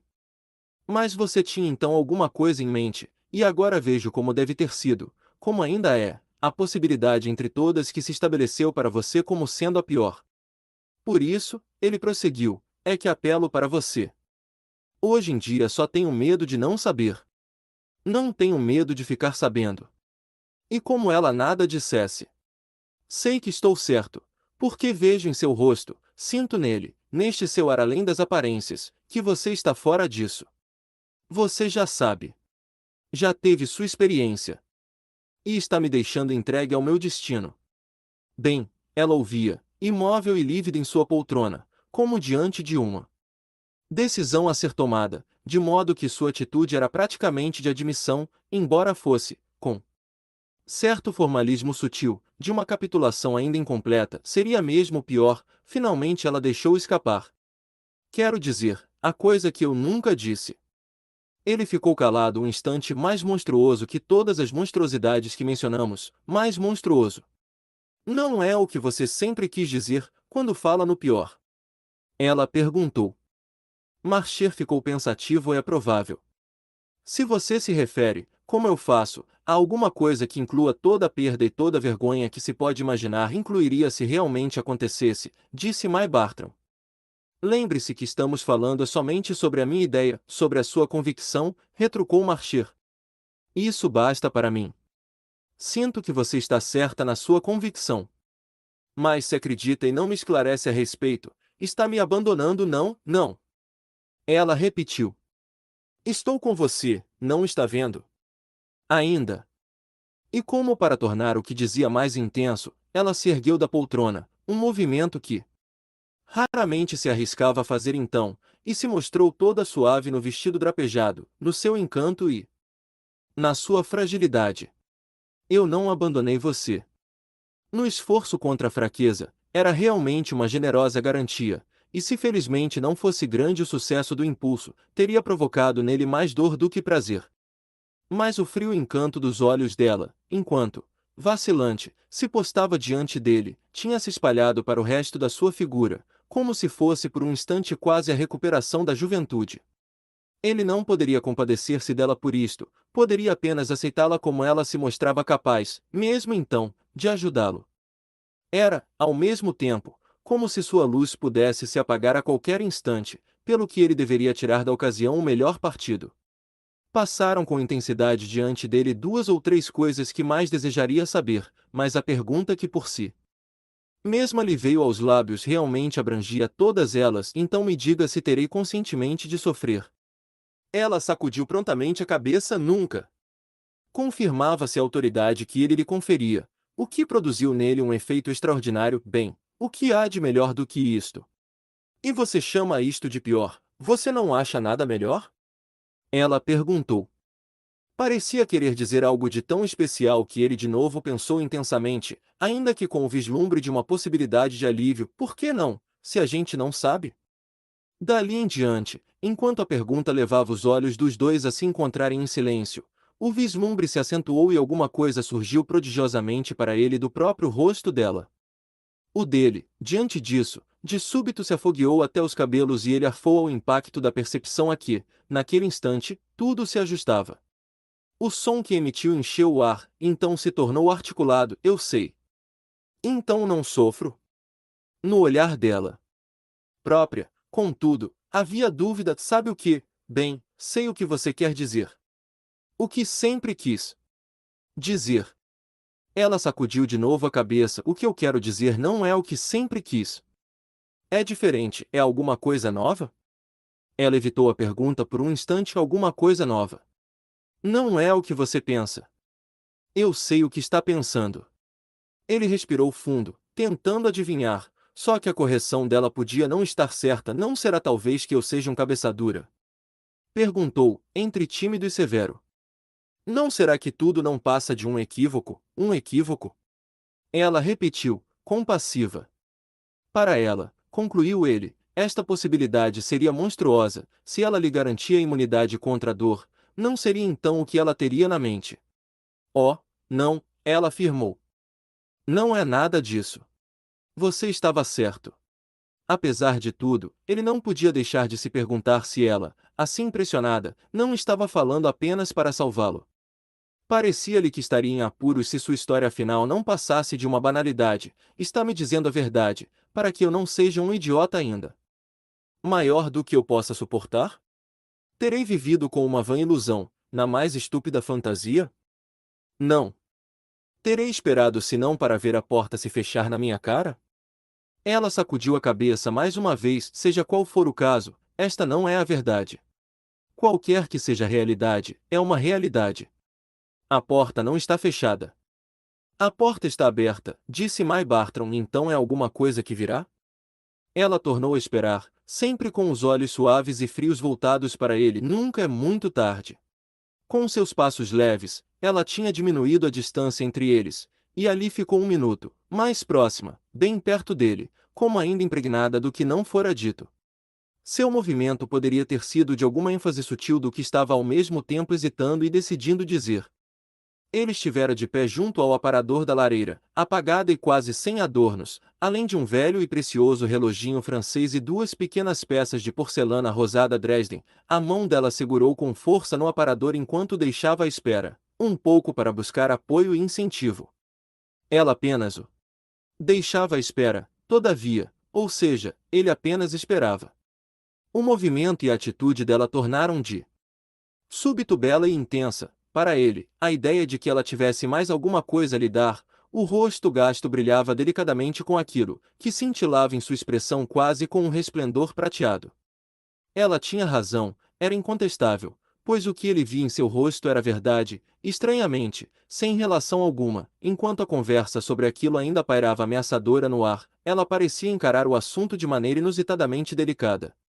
Foi o que, aumentando a confusão, o fez apenas se abrir, cheio de reconhecimento, à espera de sua revelação, de forma que continuaram por alguns minutos em silêncio, o rosto dela brilhando para ele, o contato imponderável pressionando, e o olhar dele todo delicadeza mais expectante. O fim, entretanto, foi que o que ele esperava não veio. Alguma coisa mais se passou, que parecia a princípio consistir num mero fechar de olhos dela. Ela se deixou no mesmo instante perpassar por um lento e tênue estremecimento, e embora ele continuasse a olhá-la, embora de fato olhasse ainda mais intensamente, ela em seguida voltou-se e retornou à sua poltrona. Era o fim do que ela havia pretendido, mas o deixou pensando apenas nisso. Bem, não me diga que... Ela havia tocado de passagem uma sineta junto à lareira e recostara-se extraordinariamente pálida. Tenho a impressão de que não estou nada bem a ponto de não poder me dizer? Veio-lhe de maneira aguda, e quase aos seus lábios, o medo de que ela pudesse morrer sem lhe dar nenhuma luz. Controlou-se em tempo para não expressar seu temor, mas ele lhe respondeu como se tivesse ouvido as palavras: Você não está sabendo, agora, agora? Ela havia falado como se alguma diferença se tivesse estabelecido naquele momento. Mas a criada, obedecendo rápida ao chamado, já estava presente: Não estou sabendo nada. Mais tarde ele diria a si mesmo que certamente havia falado com uma impaciência odiosa, impaciência reveladora de que ele, extremamente desconcertado, lavava as mãos em relação a tudo aquilo. Fez May Bartram: Você está sentindo dor? Ele perguntou, enquanto a mulher se dirigia a ela. Não, respondeu May Bartram. A criada, que lhe passará o braço pelo ombro com a intenção de levá-la para o quarto, fixou nele um olhar suplicante que a contradizia, a despeito do que, no entanto, ele revelou uma vez mais a sua perplexidade. O que aconteceu, então? Uma vez mais, com a ajuda da outra, ela se pusera de pé. Entendendo a sugestão de sair, ele apanhou confusamente o chapéu e as luvas, dirigindo-se para a porta. Mas ainda esperava pela resposta. O que tinha de acontecer, disse ela. Parte 5. Ele voltou no dia seguinte, mas ela não pôde recebê-lo, e como esta era a primeira vez que tal coisa acontecia, nas suas relações de tão longa data, ele se foi, derrotado e irritado, quase enraivecido, ou pelo menos sentindo que semelhante quebra de hábitos era de fato o princípio do fim, e vagou sozinho com seus pensamentos, especialmente com aquele que era menos capaz de dominar. Ela estava morrendo e ele ia perdê-la, estava morrendo e a vida dele terminaria. Deteve-se no parque, onde havia entrado, e, olhar fixo, ficou a contemplar sua dúvida constante. Longe da amiga, a dúvida o pressionava de novo. Na sua presença, acreditava nela, mas sentindo a própria desesperança, atirou-se à explicação mais ao alcance, que lhe trouxesse algum miserável calor, ou um menos gelado tormento. Ela o enganara para poder salvá-lo, para deixá-lo com alguma coisa que lhe trouxesse algum descanso. Que coisa seria esta, afinal de contas, que tinha de lhe acontecer? Se não há que já estava acontecendo?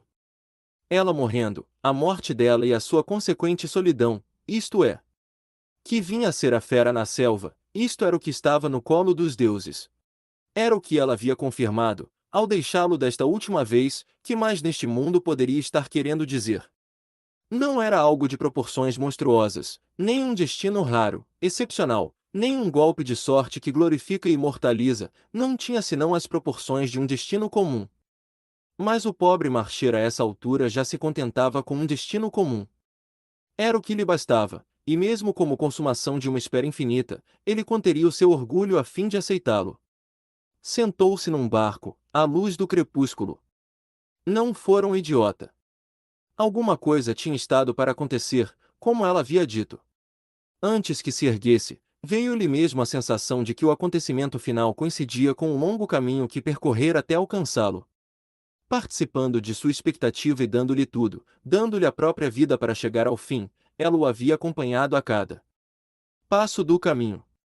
Ele sobreviveu graças à sua ajuda, e deixá-la agora para trás, significaria sentir cruelmente, abominavelmente a sua falta. O que é que poderia ser mais opressivo do que isto? Bem, em uma semana ele saberia, pois se ela por enquanto o deixará de lado, deixará-o também intranquilo e desgraçado durante uma série de dias em que procurou visitá-la sem conseguir, e ela encerrou sua provação recebendo-o onde sempre o receberá. Ainda assim, ela por acaso fora testemunha de tantas coisas que eram, conscientemente em vão, parte do passado de ambos, que pouco valia para ele agora a gentileza do visível esforço dela em controlar-lhe a obsessão e acabar com seu longo tormento. Era claramente o que ela pretendia, mas para tranquilidade própria, enquanto ainda pudesse estender a mão a ele. Sentiu-se tão abalado com o estado dela que, vendo-a sentada na poltrona habitual, decidiu deixar tudo de lado. Foi ela então quem o trouxe de volta, antes de despedi-lo, referindo-se à sua última afirmação da outra vez. Revelava com isso como desejava deixar tudo esclarecido entre os dois. Não estou certa de que você tenha entendido. Não há mais nada a esperar. Já aconteceu. Oh, como ele a olhou, verdade. Verdade, aquilo, como você disse, que estava para acontecer, aquilo que começamos a esperar na mocidade.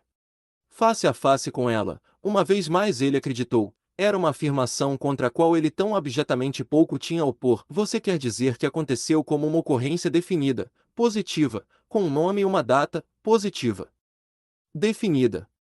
Não sei nada a respeito de nomes, mas, quanto à data. Ele se viu de novo completamente perdido, então veio no meio da noite. Veio e passou por mim? May Bartram mostrou seu sorriso fraco e esquivo. Oh, não, não passou por você. Como não? Pois se não fiquei sabendo e nem chegou a me afetar, você não ter ficado sabendo, e ela parecia vacilar um instante sobre o que diria. Você não ter ficado sabendo é o estranho dos estranhos. É o assombro dos assombros. Ela falou quase com a suavidade de uma criança doente, e no entanto finalmente. Ao fim de tudo, com a perfeita franqueza de uma vidente. Ela visivelmente sabia que sabia, e o efeito sobre ele foi de algo coordenado, no mais alto grau, com a lei a que havia se submetido. Era a verdadeira voz da lei, assim a lei teria soado nos lábios dela. Afetou você sim, ela prosseguiu. Cumpriu a sua tarefa.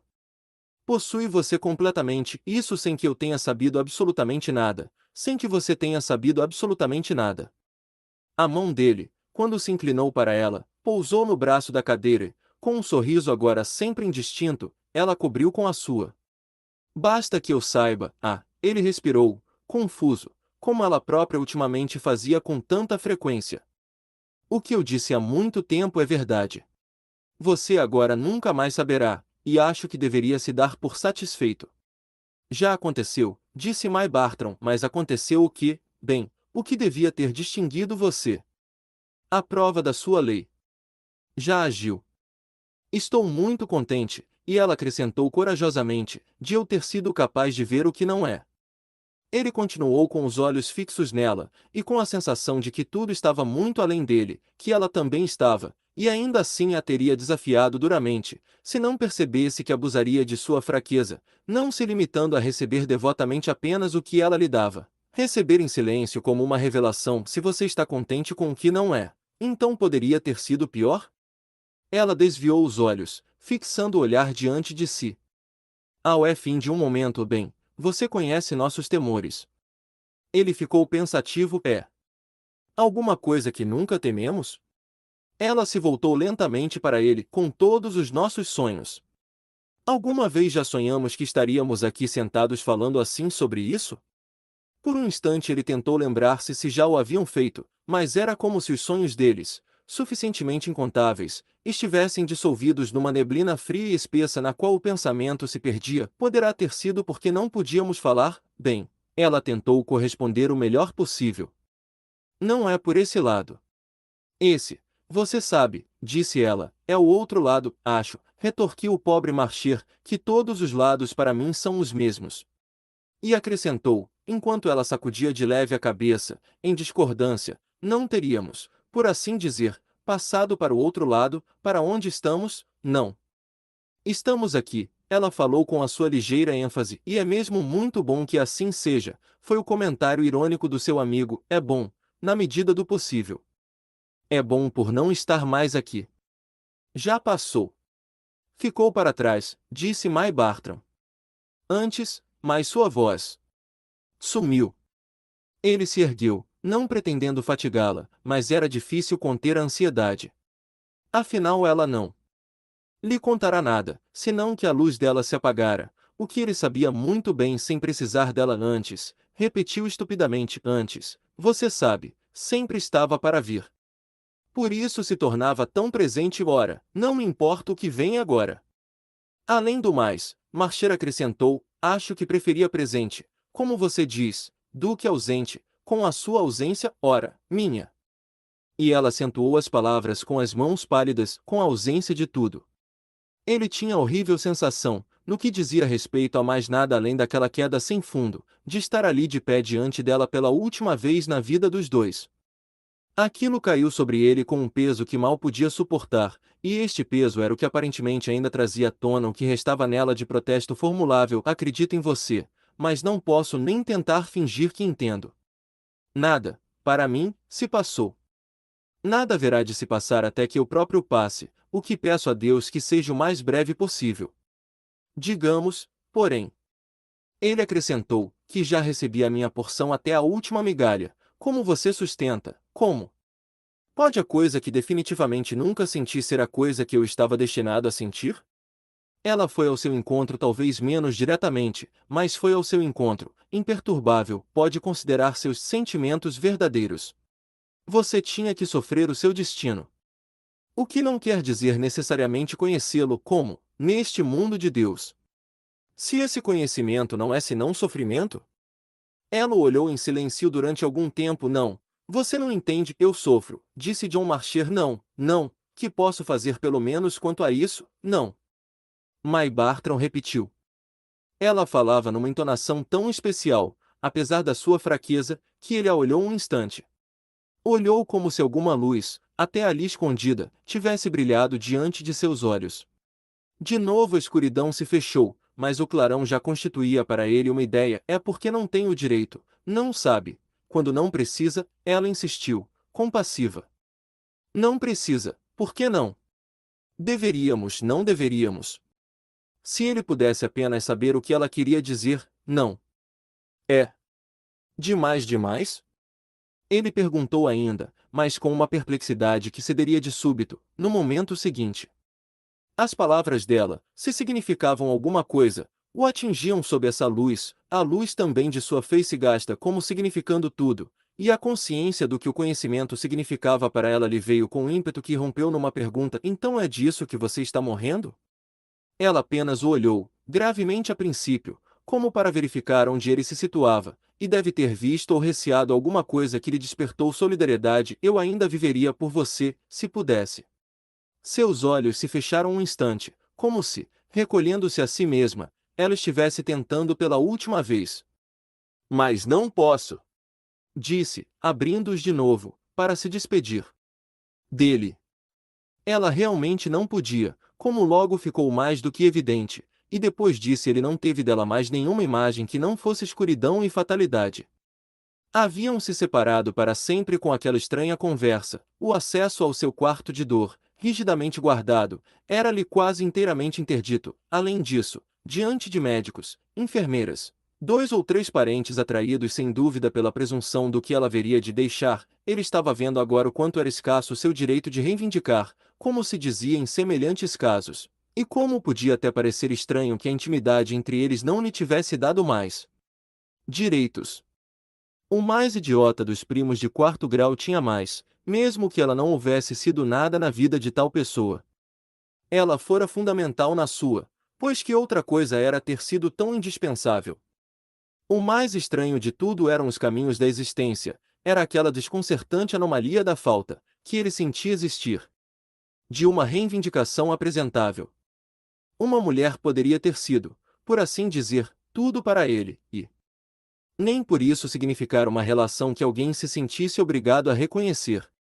Se tal acontecia naquelas últimas semanas, aconteceu de maneira ainda mais aguda por ocasião dos ritos fúnebres no grande cemitério cinzento de Londres, propiciados ao que havia sido mortal, ao que havia sido precioso em sua amiga.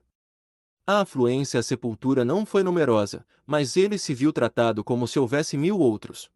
A partir de então estava, em resumo, face a face com a evidência de que iria se beneficiar muito pouco com o interesse que May Bartram tivera por ele.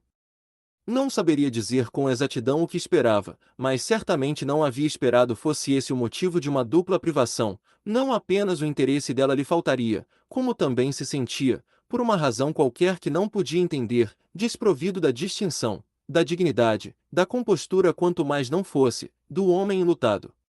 Era como se aos olhos da sociedade ele não estivesse de luto, como se ainda faltasse um sinal ou prova disso, como se sua condição jamais pudesse se impor ou tal deficiência ser sanada.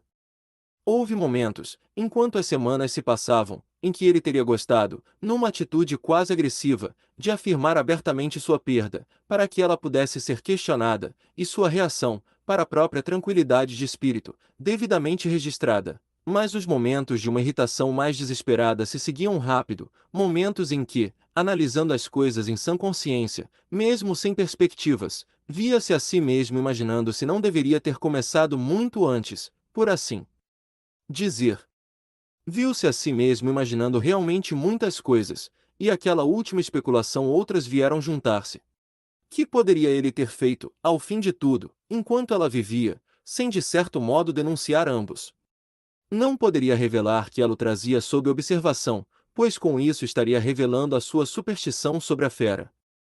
Era o que agora lhe fechava a boca, agora que a selva fora devassada e a fera havia escapado. Parecia-lhe muito tolo e sem graça, a diferença para ele, quanto a isso, a extinção em sua vida do elemento de expectativa. De fato era de despertar surpresa. Dificilmente poderia dizer a que se assemelhava tal efeito, mais do que a qualquer outra coisa, a cessação repentina, a definitiva proibição, de música talvez, num lugar apropriado à sonoridade e à atenção. Se ele, a certa altura do passado, de qualquer forma admitira que se levantasse o véu e revelasse sua imagem, que havia feito, em suma, se não levantá-lo para ela, fazê-lo hoje, falar com os outros sobre a selva conquistada e confessar-lhe que ali agora se sentia a salvo. Seria não somente vê-los escutando uma história de fadas, mas realmente ouvir a si mesmo contando uma. O que aconteceu afinal é que o pobre Marcher caminhava penosamente na sua terra batida, onde nada se movia, nenhum ruído de animal se fazia ouvir, nenhum olho malévolo parecia cintilar em algum covil, como se procurasse confusamente pela fera e, ainda mais, como se sentisse agudamente a sua falta. Caminhava a esmo numa existência que se tornava estranhamente mais espaçosa, e, detendo-se de vez em quando onde a vegetação da vida lhe parecia mais próxima, perguntava a si mesmo ansiosamente, indagava-se secretamente, dolorosamente, as a fera não teria estado outrora emboscada aqui ou ali, em qualquer hipótese, ela teria atacado. Pelo menos era completa a sua convicção da própria verdade do que lhe fora assegurado.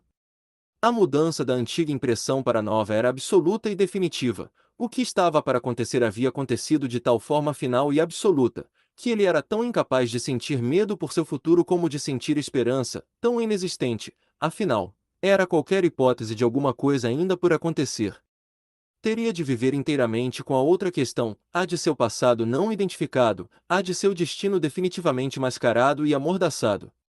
O tormento de semelhante imagem tornou-se então sua ocupação, talvez não se permitisse viver se não for a possibilidade de se adivinhar. Ela lhe havia dito, sua amiga, que não o tentasse, tinha-o proibido de saber, tanto quanto pudesse, e havia mesmo negado nele o poder de descobrir, eram estas, precisamente, as coisas que o privavam de descanso. Não que ele pretendesse argumentava, para ser imparcial, que alguma coisa passada e liquidada devesse repetir-se, apenas não deveria, como um anticlímax, deixar-se ficar dormindo profundamente a ponto de não reconquistar, à força de pensar, o conhecimento perdido. Em certos momentos declarava a si mesmo que ou bem o teria da volta, ou desistiria dele para sempre. Ao fim, fez dessa ideia sua única motivação, fez dela de tal maneira sua paixão que nenhuma outra que se lhe comparasse parecia jamais tê-lo atingido. Assim, o conhecimento perdido se tornou para ele como uma criança extraviada ou raptada para um pai. Inconformado, procurou-o por todo lado como se batesse às portas e indagasse da polícia.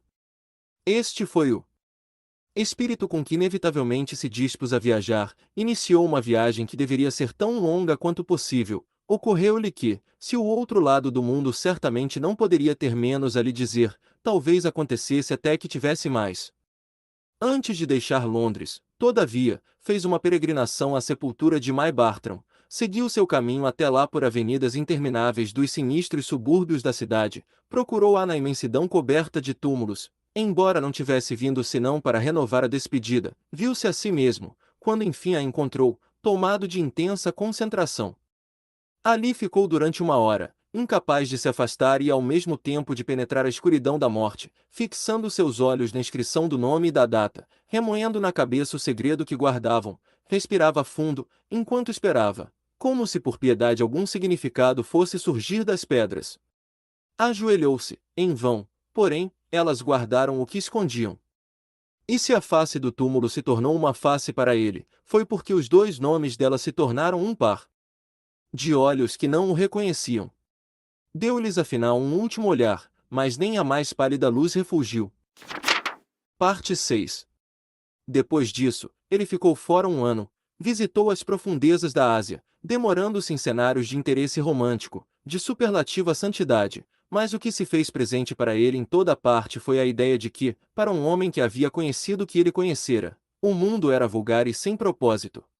Pensando nisso, o estado de espírito com que tinha vivido durante tantos anos brilhava para ele, como uma luz que a tudo coloria e refinava, uma luz junto à qual o esplendor do Oriente era aberrante, barato e rarefeito. A terrível verdade era que tinha perdido, com tudo mais, também uma distinção, as coisas que via não podiam deixar de ser comuns, quando ele se tornava comum para olhá-las.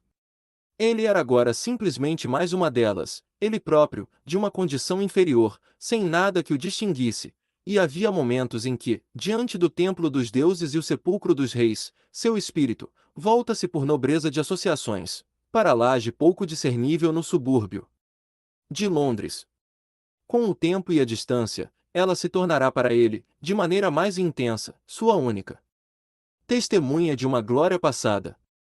Era tudo o que lhe restara como prova e motivo de orgulho, e no entanto as glórias passadas dos faraós nada eram para ele, quando pensava na sua. Não era de se espantar que ele ali voltasse na manhã de seu retorno. Foi arrastado desta vez tão irresistivelmente como na anterior, mas com uma confiança, quase, que sem dúvida advinha do fato de haver decorrido muitos meses. Ele tinha caminhado, a despeito de si mesmo, para essa mudança de sentimento, e vagando pela face da terra, tinha vagado, podia-se dizer, da periferia ao centro do seu deserto. Tinha se firmado na sua segurança e aceitado forçosamente a sua extinção, imaginava-se a si mesmo, com algum colorido, como certos velhinhos que se lembrava de haver visto, dos quais, ainda que parecessem frágeis e encolhidos, se dizia que em seu tempo se bateram em 20 duelos e foram amados por 10 princesas. Eram assombrosos para os outros, enquanto ele era assombroso. Apenas para si mesmo, essa foi, contudo, a verdadeira causa de sua pressa em renovar o assombro. Voltando, como se poderia dizer, à sua própria presença. Foi o que lhe apressou os passos e impediu que adiasse a visita. Se era urgente, era porque estivera tanto tempo separado daquela parte de si mesmo que agora era a única que valorizava. Da mesma maneira, não será falso dizer que ele atingiu seu objetivo com certa exaltação e ali ficou de novo com certa segurança. A criatura debaixo da terra sabia da sua rara experiência, tanto assim que, estranhamente agora, o lugar tinha perdido para ele a sua mera falta de sentido. Recebeu-o com brandura não como antes, com zombaria, tinha para ele o ar de saudação consciente que encontramos, depois de alguma ausência, nas coisas que nos pertenceram com uma intimidade que parecem apregoar aos nossos olhos. O pedaço de chão, a laje entalhada, as flores cuidadas pareciam de tal forma lhe pertencer, que ele no momento se assemelhava ao proprietário revendo satisfeito uma parte de seus bens. O que quer que tivesse acontecido, bem, tinha acontecido. Não havia voltado desta vez com a vaidade desta questão, sua preocupação antiga, o que? O que, agora praticamente esgotada. Todavia, mesmo assim jamais se afastaria tanto dali novamente, voltaria todo mês, pois se não lhe valesse muito, pelo menos poderia erguer a cabeça. Assim surgiu para ele, da maneira mais esquisita, um recurso objetivo, levaria avante sua ideia de retornos periódicos, que acabaram tomando lugar entre seus hábitos mais inveterados. O que isto significava, por mais que pareça esquisito, era que no seu mundo afinal tão simplificado, aquele canteiro da morte dava-lhe o pequeno espaço de terra onde ainda poderia viver. Era como se, não estando mais em lugar nenhum para ninguém, nem mesmo para si próprio, ali ele era exatamente tudo, não para uma multidão de testemunhas, ou para uma sequer, que não fosse John Marcher, mas pelo inegável direito de uma prova que ele podia examinar como uma página aberta. A página aberta era o túmulo de sua amiga e ali estavam os fatos do passado, ali a verdade da sua vida, ali as paragens antigas onde poderia se perder. Fazia isso de tempos em tempos com tão bom resultado que parecia vagar através dos velhos anos com a mão no braço de um companheiro que, de forma extraordinária, era outra parte de si mesmo, a parte mais jovem, e o que era ainda mais extraordinário, parecia vagar sempre ao redor de uma terceira presença, não uma mulher errante, mas parada, imóvel, cujos olhos não cessavam de acompanhá-la em torno dela, e cuja posição podia-se dizer que fosse seu ponto de referência. Assim, em suma, se instalou para viver, alimentando-se com a sensação de que uma vez ele tinha vivido, e dependendo disso não apenas como um apoio mas como uma identidade.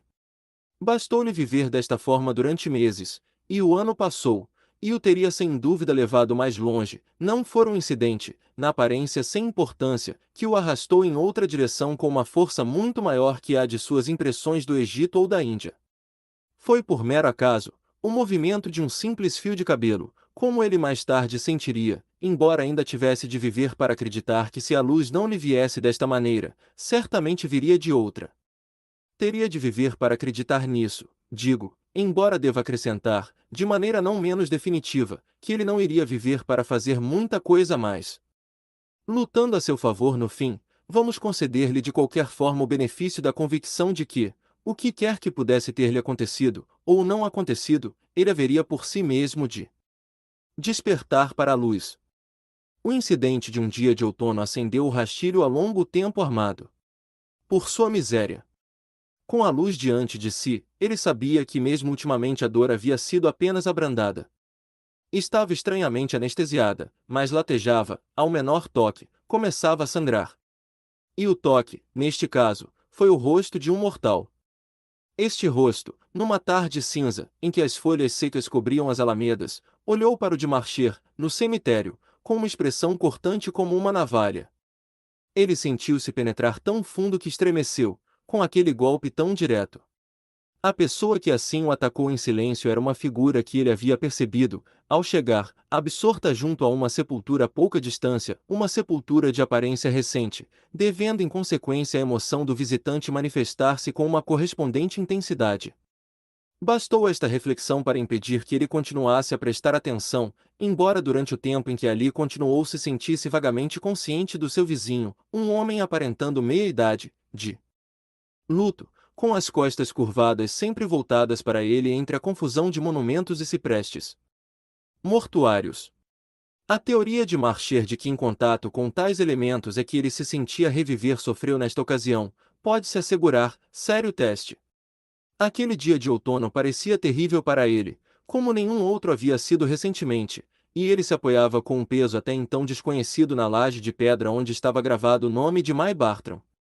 Apoiava-se sem forças para se mexer, como se alguma mola dentro dele, alguma fórmula mágica, subitamente se houvesse partido para sempre.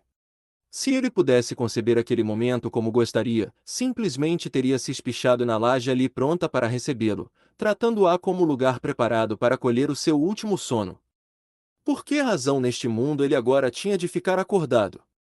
Olhou diante de si com esta questão na cabeça, e como uma das alamedas do cemitério passava por ali, foi então que sofreu o impacto do rosto. Seu vizinho havia se afastado da outra sepultura, como ele próprio a essa altura teria feito, se tivesse força suficiente, e vinha avançando pela alameda, em direção a um dos portões. Aproximou-se, e seu passo era lento, de modo que, e ainda mais que havia um ar de fome em seu rosto, os dois homens por um minuto se viram diante um do outro. Marcher reconheceu nele, de imediato, alguém profundamente atingido, uma percepção tão aguda, que nada mais na sua figura se impôs, nem a roupa, a idade, o presumível caráter, a classe social, nada se revelou, além da profunda destruição que ele exibia em suas feições. Ele as exibia, este era o ponto, movia-se, ao passar, por um impulso que era ou bem um pedido de simpatia, ou mais provavelmente um desafio a outro pesar em confronto com o seu. Devia já estar ciente da presença do nosso amigo, devia algum tempo antes ter percebido nele uma serena adequação ao ambiente, com o qual seu próprio estado de ânimo afinava tão pouco, e poderia em consequência ter se perturbado como diante de uma discordância declarada. Malher, de qualquer forma, tinha consciência, em primeiro lugar, de que a imagem de sofrida paixão ali diante dele também estava consciente, consciente de alguma coisa que profanava o ambiente, e segundo que, embora excitado, surpreendido, abalado, ainda assim, no momento seguinte, ele estava olhando aquilo com inveja. Em consequência desta reação, logo seguida de um olhar vazio, deu-se a coisa mais extraordinária que jamais lhe havia acontecido, ainda que assim já se tivesse referido também a outras coisas. O desconhecido passou, mas a ostentação do seu sofrimento ficou, fazendo nosso amigo imaginar, compadecido, que mal, que ferida, que dano irreparável ele exprimia. Que é que o homem teria tido, cuja perda o fazia sangrar assim e ainda viver? Alguma coisa, e se viu atingido por uma pontada aguda, que ele, John Marcher, não tinha. A prova disso estava precisamente no estéril fim de John Marcher. Nenhuma paixão jamais o tocou, pois aquilo era o que a paixão significava. Ele havia sobrevivido, vagueado e definhado, mas onde estava sua profunda destruição? A coisa extraordinária de que falamos foi a inesperada rapidez da resposta a esta pergunta. O que ele acabava de ter diante dos olhos nomeava, em letras de fogo, alguma coisa que lhe havia faltado totalmente, loucamente, e o que lhe havia faltado fez das outras um rastilho de foto, fez com que elas se destacassem numa angustiante palpitação interior. Havia visto fora de sua vida, não aprendido por dentro, como se sofria a morte de uma mulher, por havê-la amado em si mesma, tal era a força de sua certeza do significado daquele rosto desconhecido que ainda flamejava para ele como uma tocha acesa. Não lhe viera, aquele conhecimento, nas asas da experiência, tinha roçado nele, esbarrado nele, perturbando-o com o desrespeito do acaso, a insolência do fortuito. Tão logo a luz se fizera, porém, ela resplandeceu ao máximo, e o que Marcher naquele instante contemplava era o completo vazio de sua vida. Contemplava, respirando fundo, atormentado, voltou-se e, no seu desalento, viu diante de si, em caracteres mais nítidos do que nunca, a página aberta de sua história. O nome na laje de pedra o golpeou como fizera a passagem do desconhecido, e o que lhe disse, o que lhe atirou na cara, foi que ela era o que lhe havia faltado. Um pensamento terrível, a explicação de todo o seu passado, uma visão cuja pavorosa nitidez o tornou frio como a pedra a seus pés. Tudo caía nos seus lugares, confessado, esclarecido, liquidado, deixando-o principalmente estarrecido ante a cegueira que cultivara. O destino que lhe fora reservado, ele o receberá intensamente. Havia esvaziado o seu cálice até o fim, fora o homem de seu tempo, o homem, aquele a quem nada neste mundo havia acontecido. Este era o toque de mestre, esta sua revelação. Foi o que ele viu em lívido horror, como se diz, enquanto as peças se ajustavam cada vez mais. Assim, ela tinha sabido, ele não, assim. A essa altura ela servia para lhe trazer a verdade. A verdade, viva e demonstruosa, era que, durante todo o tempo que havia esperado, a própria espera vinha a ser a parte que lhe cabia. Isto era o que a companheira de sua vigilância em dado momento formulara, e ela lhe oferecerá então a possibilidade de frustrar o seu destino. Nosso destino, entretanto, jamais se frustra, e no dia em que ela lhe contou que o seu estava selado, não o viu senão ignorar estupidamente a salvação que lhe oferecia. A salvação teria sido amá-la, assim, só assim ele teria vivido. Ela viverá, quem agora poderia dizer com que paixão? Pois o havia amado por ele próprio, ao passo que ele jamais havia pensado nela. Ah, como isso agora era tão claro a seus olhos, senão na frieza do egoísmo e à luz do proveito próprio. As palavras dela lhe voltaram à corrente e se distendia cada vez mais. A fera estivera mesmo na emboscada, a fera havia atacado ao cair de uma tarde fria de abril, quando lívida, doente, gasta, mas de uma radiante beleza, e a saúde talvez ainda recuperável. Ela se erguera da poltrona para colocar-se diante dele e deixar que descobrisse a verdade. Havia atacado quando não descobrira, havia atacado quando ela, desalentada, se afastou, e a marca, quando ele deixou, se impôs onde tinha que se impor. Ele havia justificado seu temor e cumprido seu destino, falhara, com a última das precisões, em tudo que deveria falhar, e um gemido subiu-lhe aos lábios quando se lembrou que ela tinha rezado para que ele não soubesse. O horror de despertar, este era o conhecimento sob cujo sopro as lágrimas em seus olhos pareciam gelar. Através delas, entretanto, tentou prendê-lo, segurá-lo, manteve-o diante de si para que pudesse sentir a dor. Isto, pelo menos, atrasado e amargo, tinha algum gosto de vida. Mas o amargor de súbito lhe deu náusea, e era como se a verdade, a horrível crueza da sua própria imagem lhe mostrasse o que havia sido ordenado e cumprido. Viu a selva de sua vida e viu a fera na tocaia, então, enquanto olhava, viu, como uma vibração no ar, que ela saltava, enorme e horrenda, para o bote que deveria liquidar com ele. Seu olhar se escureceu, a fera ali junto, e na sua alucinação. Virando-se instintivamente para escapar, tombou de face sobre o túmulo. Fim do livro.